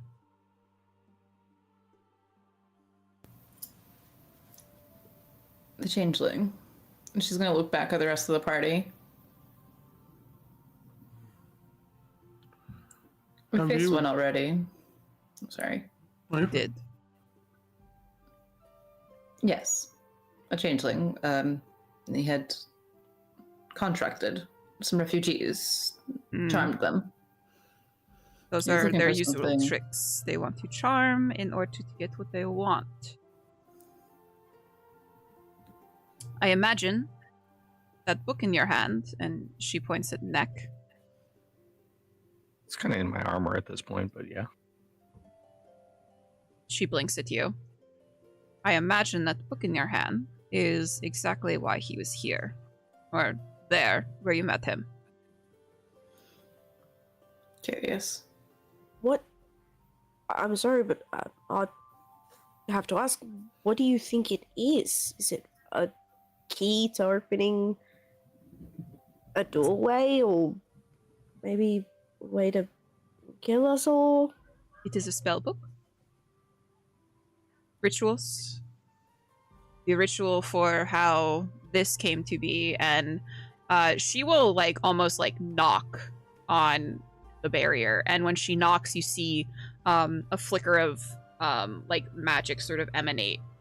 It's luminescent as it illuminates out and then dissipates. Curious. Is there a way to make the barrier stronger? Because I almost died to those things, and 3 of us went down. So our odds are not good. If there was a way to make the barrier stronger, I assure you, I would have been done doing that by now. This has been what I have been studying, looking after for hundreds of years now.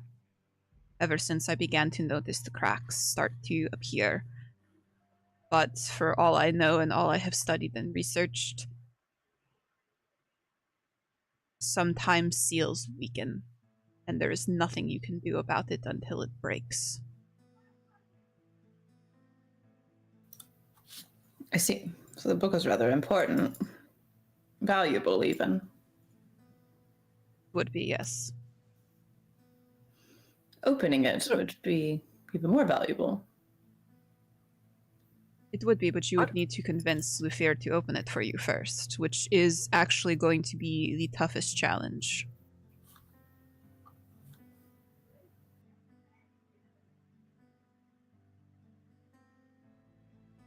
Yes, you have something to say. It seems like, well, don't kill me. But it seems like you may not have put your entire effort into,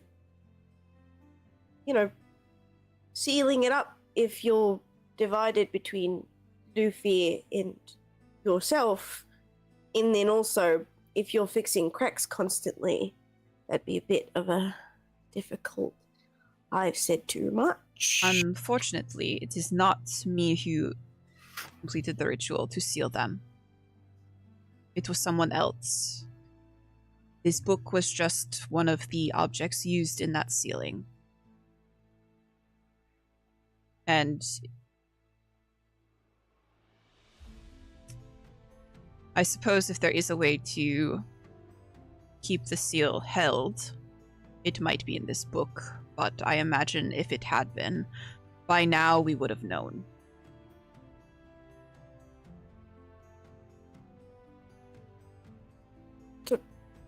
Okay. I don't know anything about magic, so I can't help. I'd probably try to figure that out.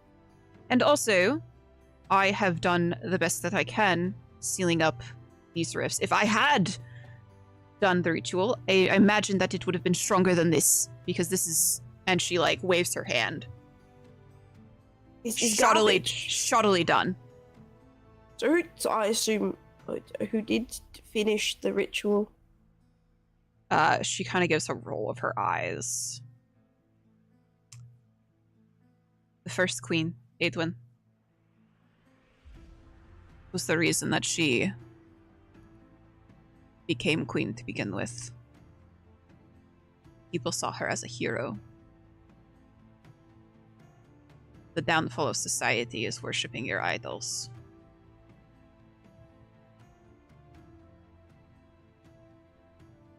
Well, And I apologize to cut in, but what was the name of the owner of this book?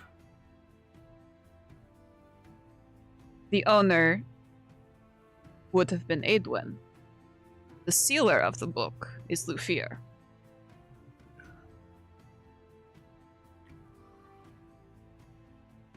And off topic, have you ever known of these, I'm sorry, you called them fae beings? Correct. Have you ever heard of them kidnapping or taking someone back to there? Oh, of course. Those who might have been able to squeeze through the cracks that have begun to develop, they have taken that freedom in great stride. They have begun to traverse through the lands. I have done my best to prevent this from happening, but there will be others, no doubt, who are able to leave the barrier as well, and they often are mischievous in nature. Would is there a way to move freely between the barrier from one side to the other? For us mortals, it is easy to move between. However, what happens when you go inside of the barrier is a different matter. That is, I am sure you have heard rumors of people who have gone into the wilds and never made it back out. And you all would know that there have been rumors of the wilds being so dangerous. But it's always been saying things like, you know, wild animals and stuff have gotten to these people, and that creatures inside of the wild are larger than the creatures out of the wild. You know, you would see a bear that is 5 times the size of a normal bear. So yeah, you've heard these rumors as well. At that, I think Moss's face will kind of drop any false bravado or anything he had placed on it, and you will just kind of see him turn like a sickly white. I appreciate it. She kind of leans into you. Have you lost someone? I hope not, but I can't find them.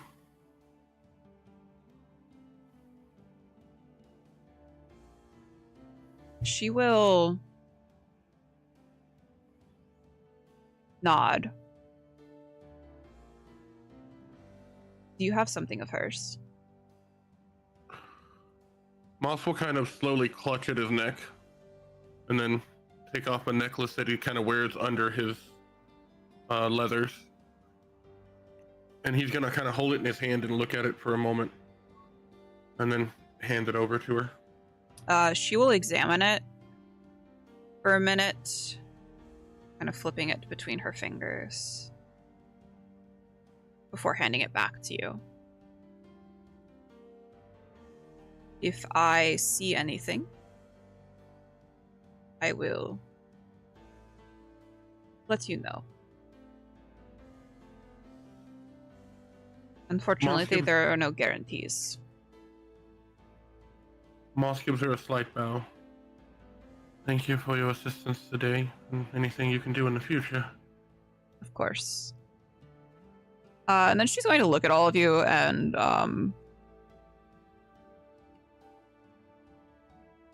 in a flurry of green magic, kind of similar to Moss's magic almost, very plant-like vines and leaves and stuff. She will cast a mass cure wounds, healing everyone for 32 points, which I think would put everyone almost at full, if not at full.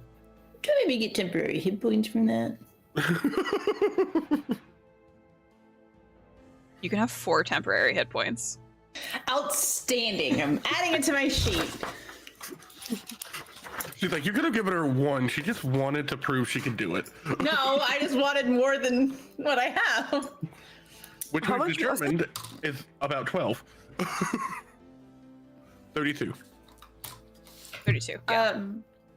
I think Alenia will look to the rest of the party and say, well, I for one could use a bit of recoupment. And Alenia's fine. Like, she got hit a bunch, but she was healed back to max health. She obviously, this magic thing is very new for her. And it just kind of came out of nowhere, and especially with a voice in her head, she kind of needs to figure something out.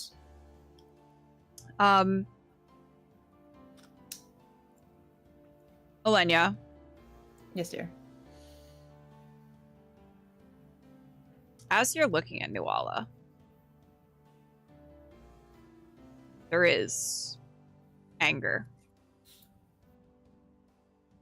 and hatred and rage building up inside of you. The more she talks to you, the more she speaks about Faye and the ceiling and of Aedwin. And when you had heard the name Aedwin, you felt like your heart was going to explode. In various different ways of anger, of rage, heartache, disappointment, love. And you know these are not your feelings.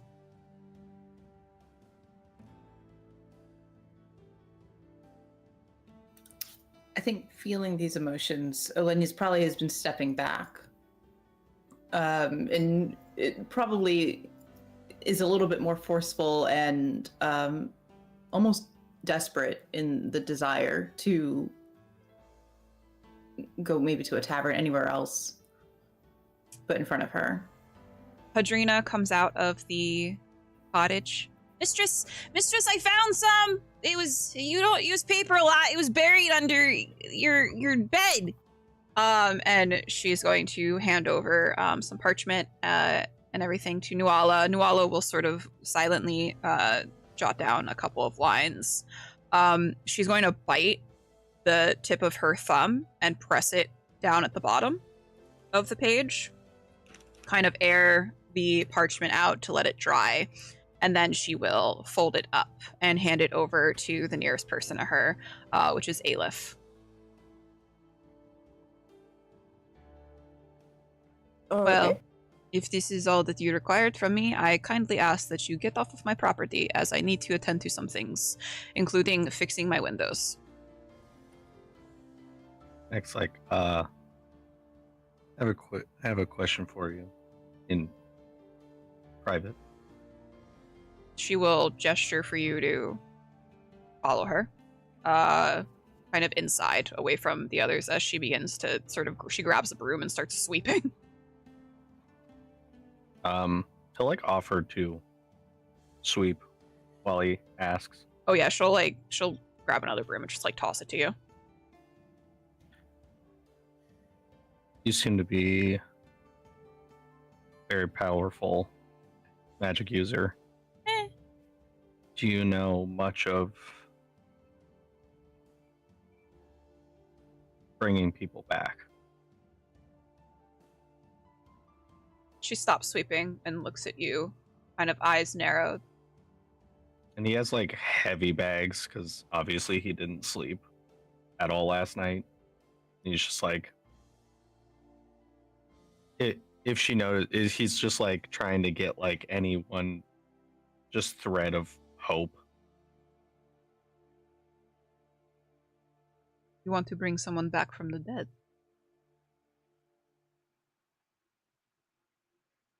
She passed when I started a mission 4 months ago. I miss her.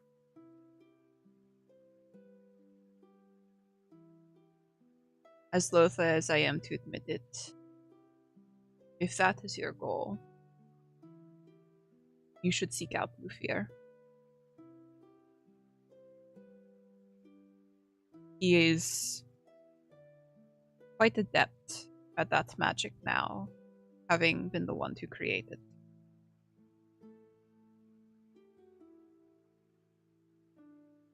But He, like- no, he will not do it for free. There is always a price with him. I'll pay anything. It is not a matter of money. It is a matter of knowledge. You must have something. Some knowledge, information, something that is valuable to him in order to complete this transaction, because he will not do it for money or gold or anything material. Nick, like,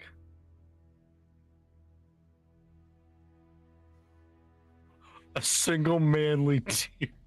No, he does cry a little bit. And he's just like, thank you for the hope. Of course. Now keep sweeping. And he'll try and speed sweep, at least to the best of his ability, to get it tidied a little. Within about 10 minutes, you guys have swept the floor, and Neck emerges from the cabin. And you hear Nuala bustling around inside of the cottage. Hadrina's sort of standing patiently next to you guys. So where you guys heading? Back to Dunburg for now. Oh, Mhm. you going on Ruin. adventures? Well, to see about this Probably. book, I guess. Oh, I've never been to Ruin. That sounds really cool. I've always wanted to be, but Mistress Nuala says don't go there. That guy's an asshole. Is he an asshole? That's what she says, but like I don't know. I've never met him. You're like really chipper. Oh. It's- Should I not be? No, it's fine. It's just Okay. just an observation about yourself. You're very green. Yeah, that's the materials that I wear. No, your eyes. Oh, those aren't supposed to be like that all the time. I think I've just forgotten to fix it. Yeah, you might want to, Ah. if you're like going back to Dunbreak, you should do that then if you don't want people to know. I'm just gonna touch the little tattoo and then just fix my eyes again. Yeah, fix your fucking eyes. I fixed my fucking eyes, and I'm just like, yeah, no, we're probably, at least I'm headed to Ruin. Okay. Well, Whether good luck. You should It come really- back. You should come back and let me know how it is. okay, I thought you were like angling to come with us. Oh no, no thank you. You guys are kind of weird. That is, yeah, no, that's fair. That's accurate. Yeah. That's accurate. Yeah. But like you got any I food? want to know about like what happens. Do I have food? Yeah, I've got food. Yeah. Can I Are have you some hungry? food? Incredibly. Oh, okay. She's gonna take out some like her little sack of food that like she usually carries around with her. It's got like bread and like nuts and stuff in it. I'll take like the bread. Okay. Thanks. It's like sweet bread. It's really good. I bite it and then I put some in my pocket. Are they not feeding you? No, they are. It's just I'm insatiable. Oh, is it because of the yeah. eye thing? Yeah. No, I don't know. Oh, I don't know. Yeah. you want to ask Mistress Nuala? I'm sure she knows. I feel like if I ask something, she's gonna rip like my guts out, and I don't. Oh yeah, want that. she gets really annoyed when I ask questions too. Yeah. No. See, you're no. Yeah. Okay, you actually had should enough get of off this of her conversation. property now because she will get mad. Yeah. No, I'm leaving. I don't Okay. like this conversation. Bye. Okay, goodbye, guys. Alenia's already walking. She's done. She wants to get away from this place. She's Hadrina is waving you all off. Goodbye. Don't die or whatever. Is that what you say to people when they're leaving? Bye. And then Can you I take hear some of this water Nuala. in my canteen. Oh yeah, you hear Nuala yell at her. Something indistinguishable in Druidic. And you just hear Hadrina. Oh, yeah, of course, mistress. Please don't get angry with me. And she just runs into the cottage. And you all presumably make your way back to Dunbreak. Outstanding. No, never mind. What? I think Olenio wants to go to a tavern. Specifically anything that she thinks that Sam would be hanging out in. A tavern, you say? Mhm. So let me pull up Dunbreak. Dunbrig. So, you would probably end up going to probably the Seagate district. Just kind of where it's a little more rough and tumble of a district, but it's definitely more chill. It's not as hoity-toity as like the Enchanter's K. And actually, Aleph would know of a tavern. I do. Aleph, I'd love for a drink, dear. Something hard and stiff. Sorry. That was just good. I know a place. And Alright. I'll like drag her through the city. And I'll look at Moss and Neck and just alright, well, come on, drink, food, drinks. Come. Moss is just gonna kind of look at you for a moment and then kind of shake his head. No, I've got somewhere else to be. Wasn't And- really a request. He's just gonna start walking away. You son of a bitch. Where the hell else does he have to be? He just I don't follows me know. around. Strange.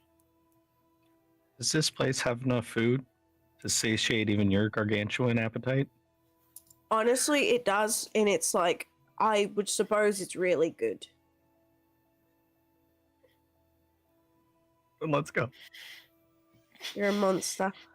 I wonder what the word was this week, guys. Not gargantuous.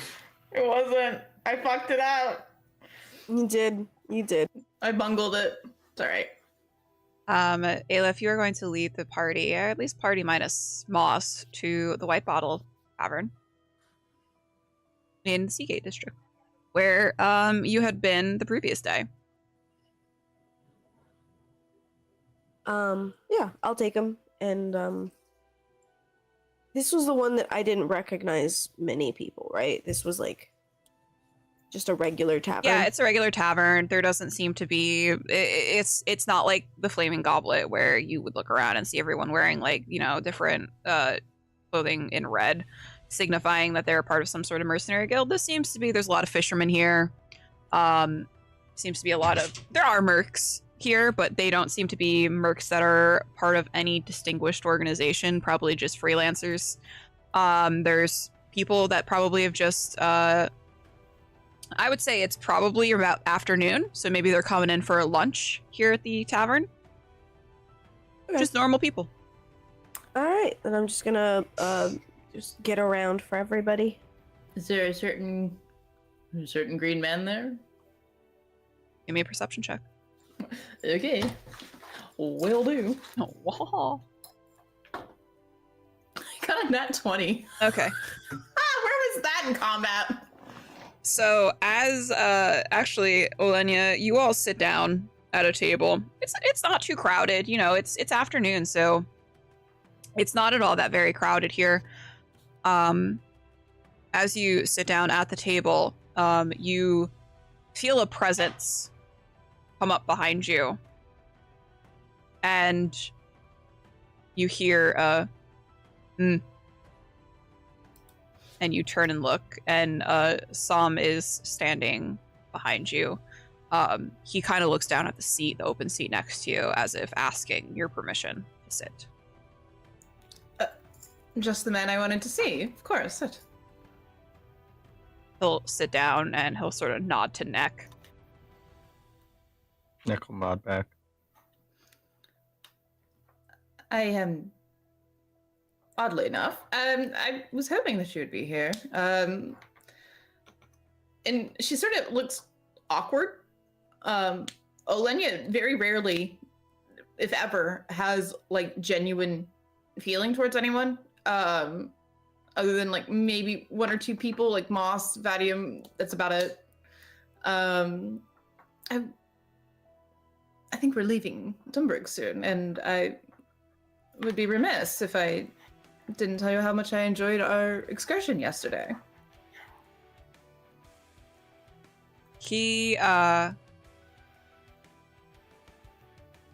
I enjoyed it too.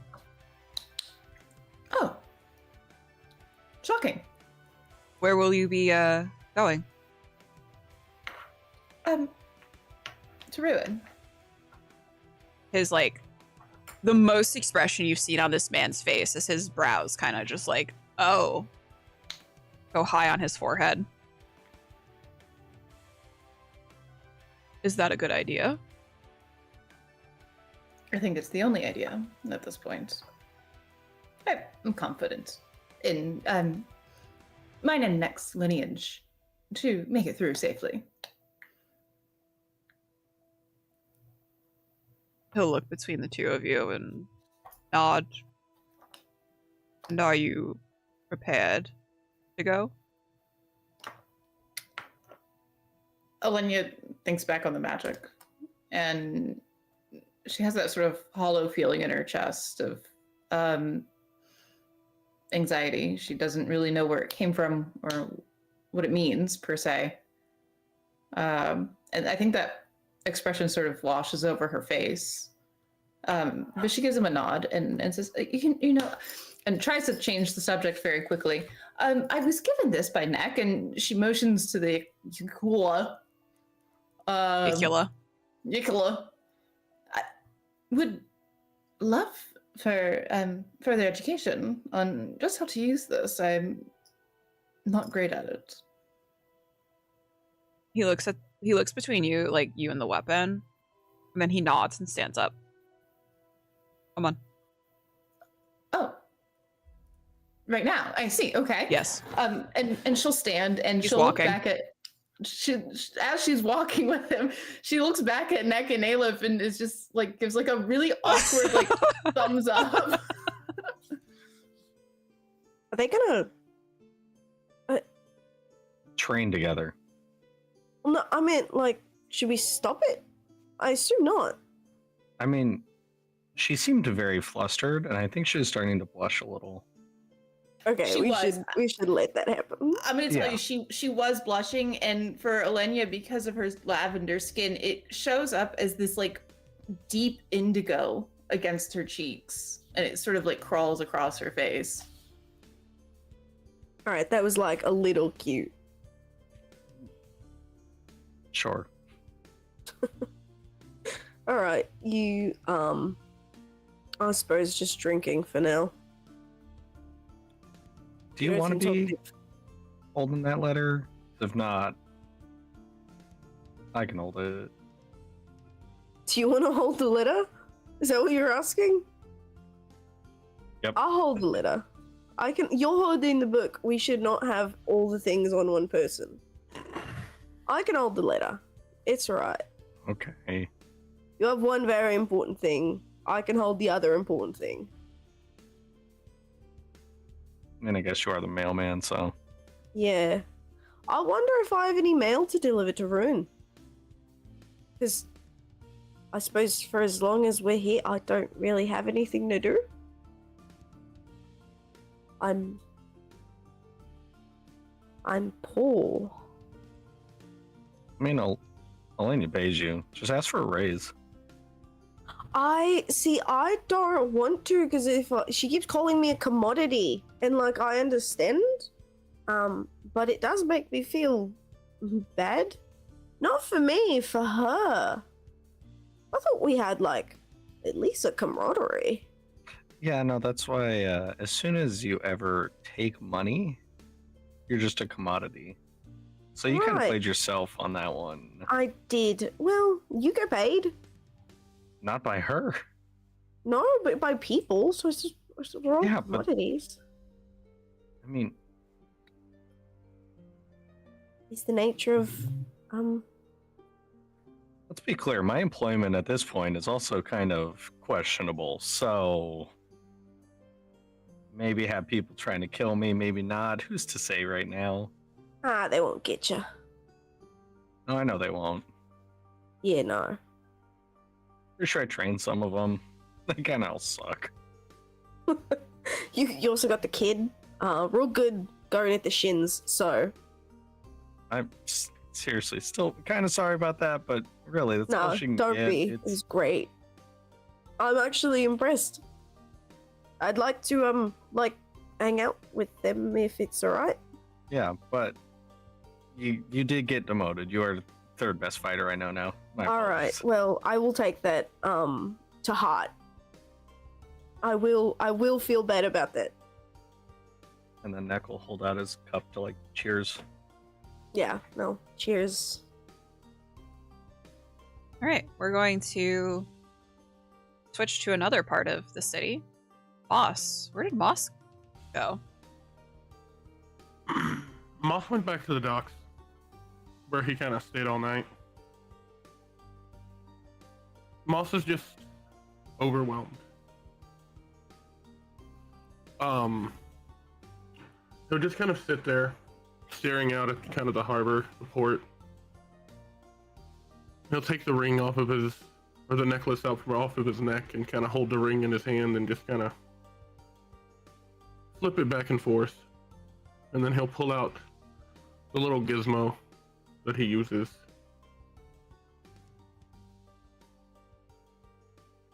Kind of just sit there and stare at him for a while. The only things you have left of your mother and father. Okay. Elenia? Som leads you to it's like some sort of training field. It's private. You imagine this might be, you're not sure if Som is part of some sort of mercenary guild. But you imagine this might be maybe the mercenary guild's property that he's on. It's a rather private area. There are tall fences, but it is open. There's like sand, gravel on the ground, and he sort of gestures to you to stand across from him and to draw your weapon. She'll do so. And it seems sort of awkward holding it. She doesn't really quite understand how to grip it. It's not like a dagger, you know. He's examining you with like a screwness eye. And then he like huffs a little. He's like, ugh. And then he'll walk over to you, and it's not like annoyance or anything. He'll walk over to you and stand behind you and begin to adjust your grip and your stance. Like he is full on, like hands on you, like turning your body, moving your legs, adjusting your shoulders down and back. And when he is finished adjusting, he is going to go spot receipt. No!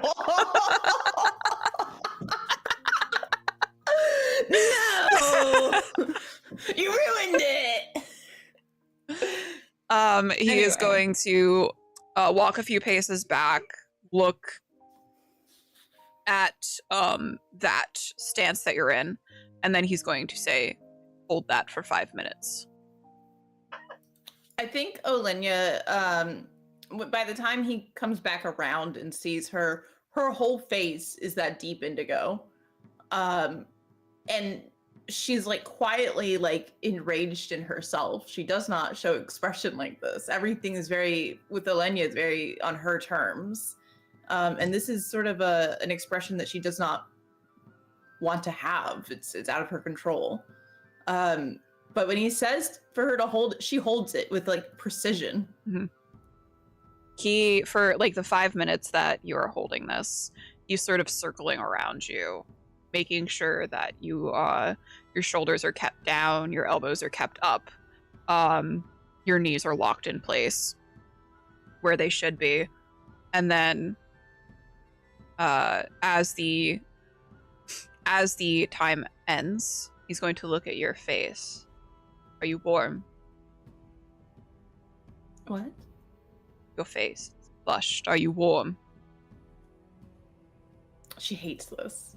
She absolutely hates this, and she kind of has a hard time meeting his eye, and sort of just kind of glance away and say, "It's fine. I'm fine. I'm not warm. No." He doesn't want to push you. So he'll nod, knowing that like if you had a problem, you would be very quick to voice it. And he will then take up he takes a small like wooden sword because he doesn't want to hurt you. So he tells you again to get into your stance.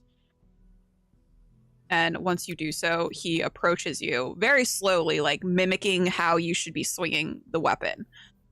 Do as I do, and he will show you the way to swing the weapon. And she does. And is sort of glancing at his movements every so often as she's practicing this. Roll me I'm going to say either performance or athletics. I'm gonna go performance. Whoo! What's 8 plus 18? That's number 24, right? 26. 26. Math is hard. As you do that, there seems to be like a spark of like approval in his eyes as he watches you go through the motions. Yes, that's very good. And then he'll switch up the stance and repeat that again.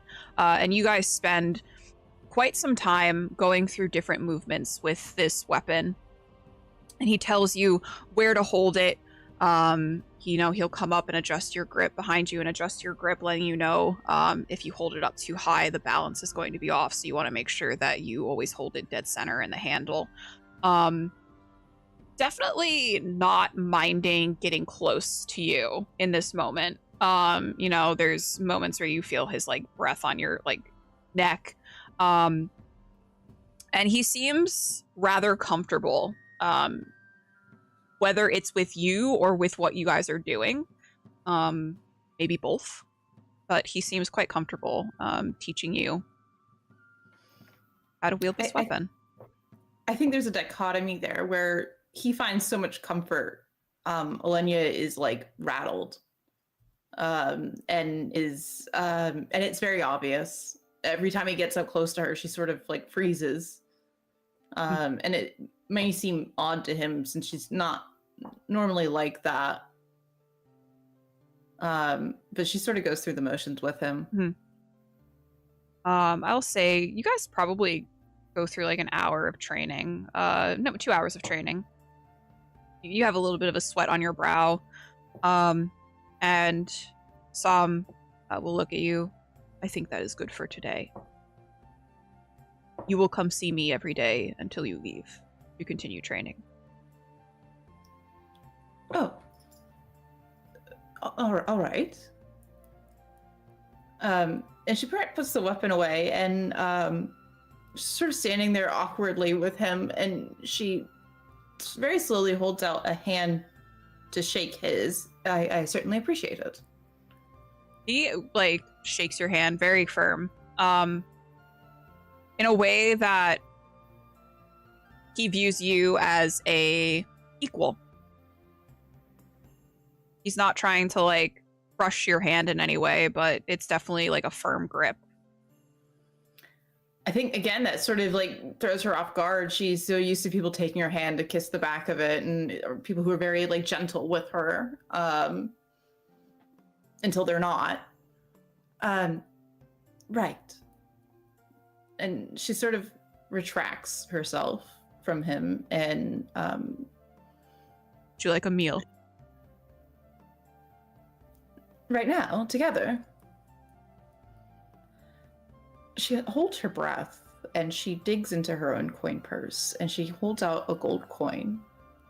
I need you to give this to me. He looks confused and he'll take it and hand it back over to you. Yes, I would love a meal. And she realizes how odd of a behavior this is. I have rules. If we For a meal. for anything,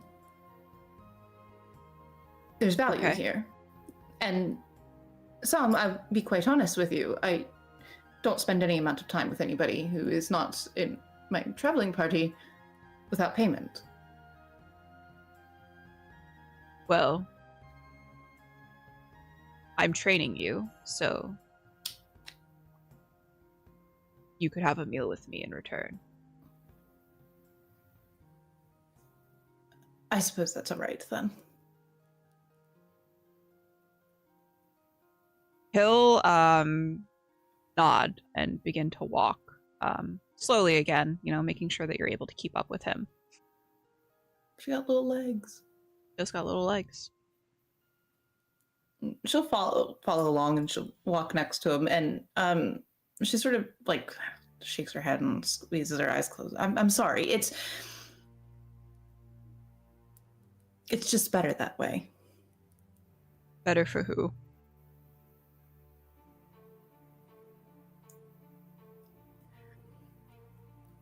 For me.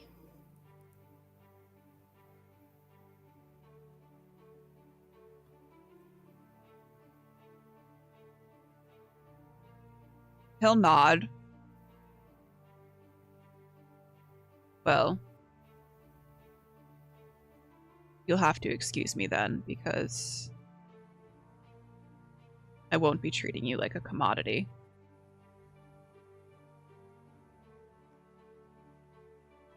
I think he would see the frustration in her face, and it's not directed towards him, it's at herself. This is all I know. Well, it's a good thing that everyone can learn something new every day.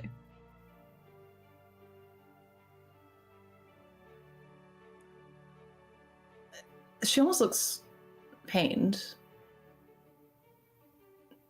Forgive me, then, for being slow to learn. No such thing. Everyone learns at their own pace.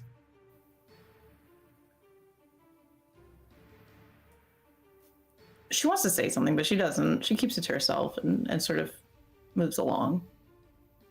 He will, he'll actually start to sort of just, make conversation with you, which is very odd and unusual for him. He is going to just kind of talk about, what he had been up to in the morning. He had been, receiving payment for, escorting Jet to the capital. And he had thought about going out and buying a new sword, but he hasn't quite made up his mind as to what kind of sword he wants and all of that. It's just kind of pleasant, friendly conversation. I think that Olenia is probably quite the conversationalist. And she can keep up and gel into any sort of topic, and sort of gives him remarks on swords, and asks him about, what his next job would be, where he would take him, and just pleasant things. He's telling you, kind of just going to stay in the city for a while. The last mission had me away for a couple of months, so it'd be nice to recoup a little bit.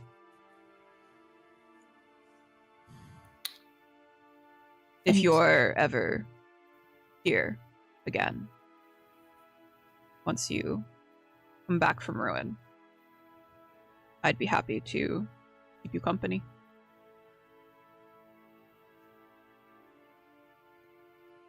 She sort of laughs, and it's like a fluttering laugh. Typically, that is, I am the one who keeps company, but I will take you up on the offer. Keep each other company, then. I think I would like that very much. There's a ghost of a smile on his face as he continues walking. You end up at not a tavern, but it's more like a cafe. Cute and quaint. And that is where you guys will have your nice little early dinner together. Oh. We are going to jump back to whoever has anything that they would like to do. Anything that you would want to get taken care of today. Moss is gonna kind of put the necklace back on, place the mechanism back at his side,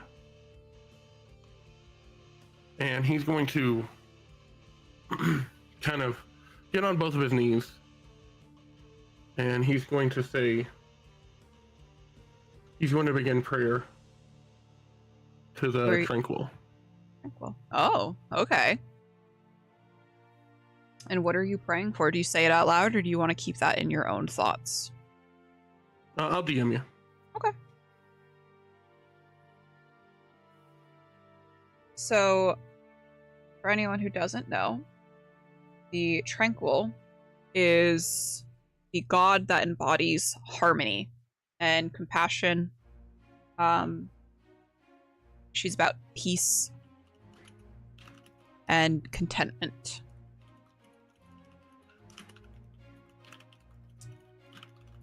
Just gonna wait for DM. Neck and Aleph. Is there anything else that you guys would like to do as well? Drink, eat, and then sleep.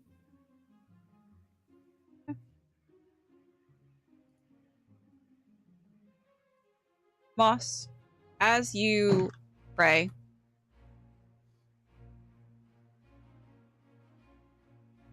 you think for a moment that maybe your message didn't hit the mark. You think that maybe you're doing this all for naught. And as the sun begins to set along the horizon of the bay, the light beginning to dwindle, you feel a rush. The sun setting before you, and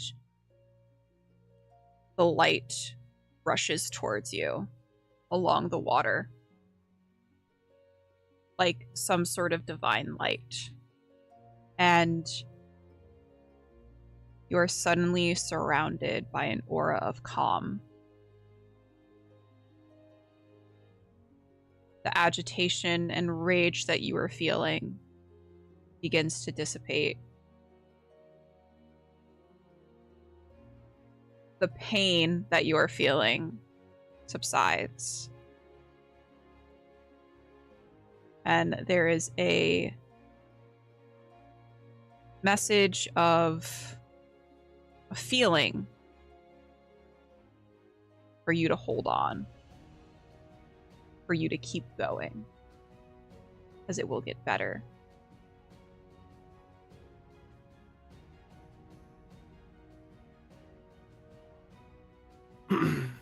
Moss will sit there for a while with that feeling, and then stand up, kind of brush himself off, put on his fake smile, and just find the nearest inn. Not necessarily where everyone else is. Just get himself a room. Okay.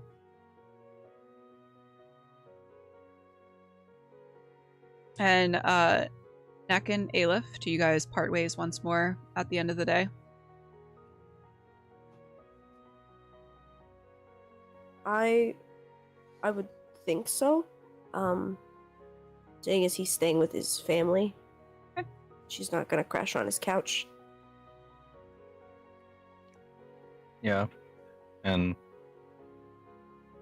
if he can, maybe he'll try and like get some more like pillows on the way home. Because he wants to try and just set up like a big pillow fort in like the living room. So he can try and just like cuddle up with his kids. Go to sleep with them.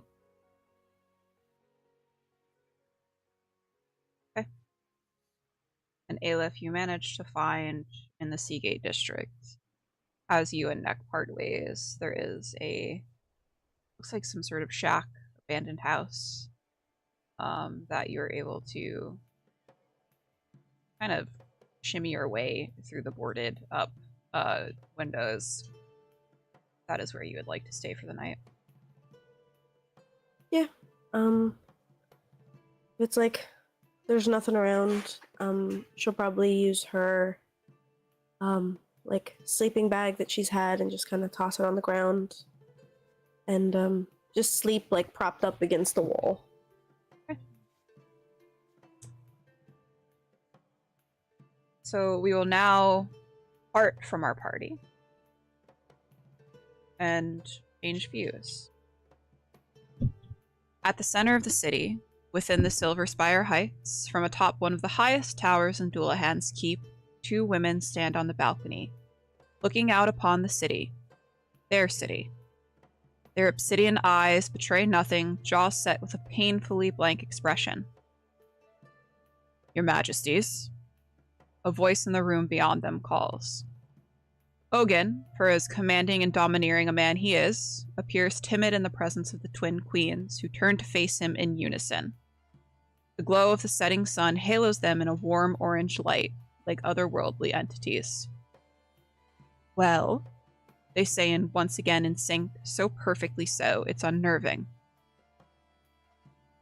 Ogun swallows deeply and presents the box in his hand, lifting the lid to reveal a diadem sat on a plush cushion, crafted from a shimmering mithril-like metal, radiating something that could only be starlight. It's beautiful. Celestial motifs, intricate filigree, and gemstones are all along its delicate structure.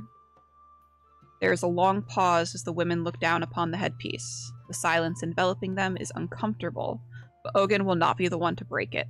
Not when he sees the excitement growing in their eyes as they gaze upon the diadem.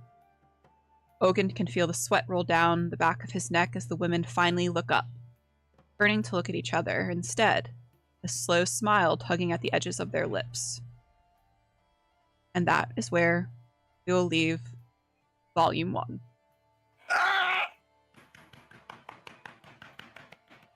Outstanding. And Well, everyone that equals has 3 advantages going into next season. Woo! Okay. We'll do our outros now. Aleph, go ahead. Hi, I'm Jay. I play Elif, the fighter who's sleeping in a shack, in a dirty little shack. I'm Jay. You can find me on all social medias at the Yellow Cubes, and hopefully starting very soon, I'm gonna stream some stuff. So hop over and watch me play that, and that's it. I love this game very much. I use my note.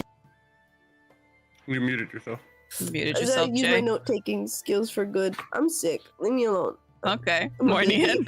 baby. So I am Mornian, playing Moss, who's suffering from a lot of depression at the moment. And you can typically find me in somewhere on Twitch in either Myriad or Bones Chat, being a general pain in their butt. Joel. It's Joel, or Neck, or wifeless, or depressed, or dead wife. Okay. That is so sad. Bones. Hi, it's me. I'm Little Bones 309, your favorite indie gamer here on Twitch.tv. You can find me all around the web as Bones, Little Bones 309 specifically. But over here I play Olenya, who's currently making googly eyes probably at some. And oddly enough, probably not sleeping with him. Odd. Weird. Weird for her. It's very weird for her. Being intimate with someone in a non-sexual way. What is that? Disgusting. It's weird. Disgusting. And I am Myriad, or Miri, whatever you want to call me is fine. Don't call me Myriad_X. That's my government name. We will be taking a cheeky little month break here between seasons. We will be coming back on January 6th with Volume 2. We will also have some other fun things going on in January.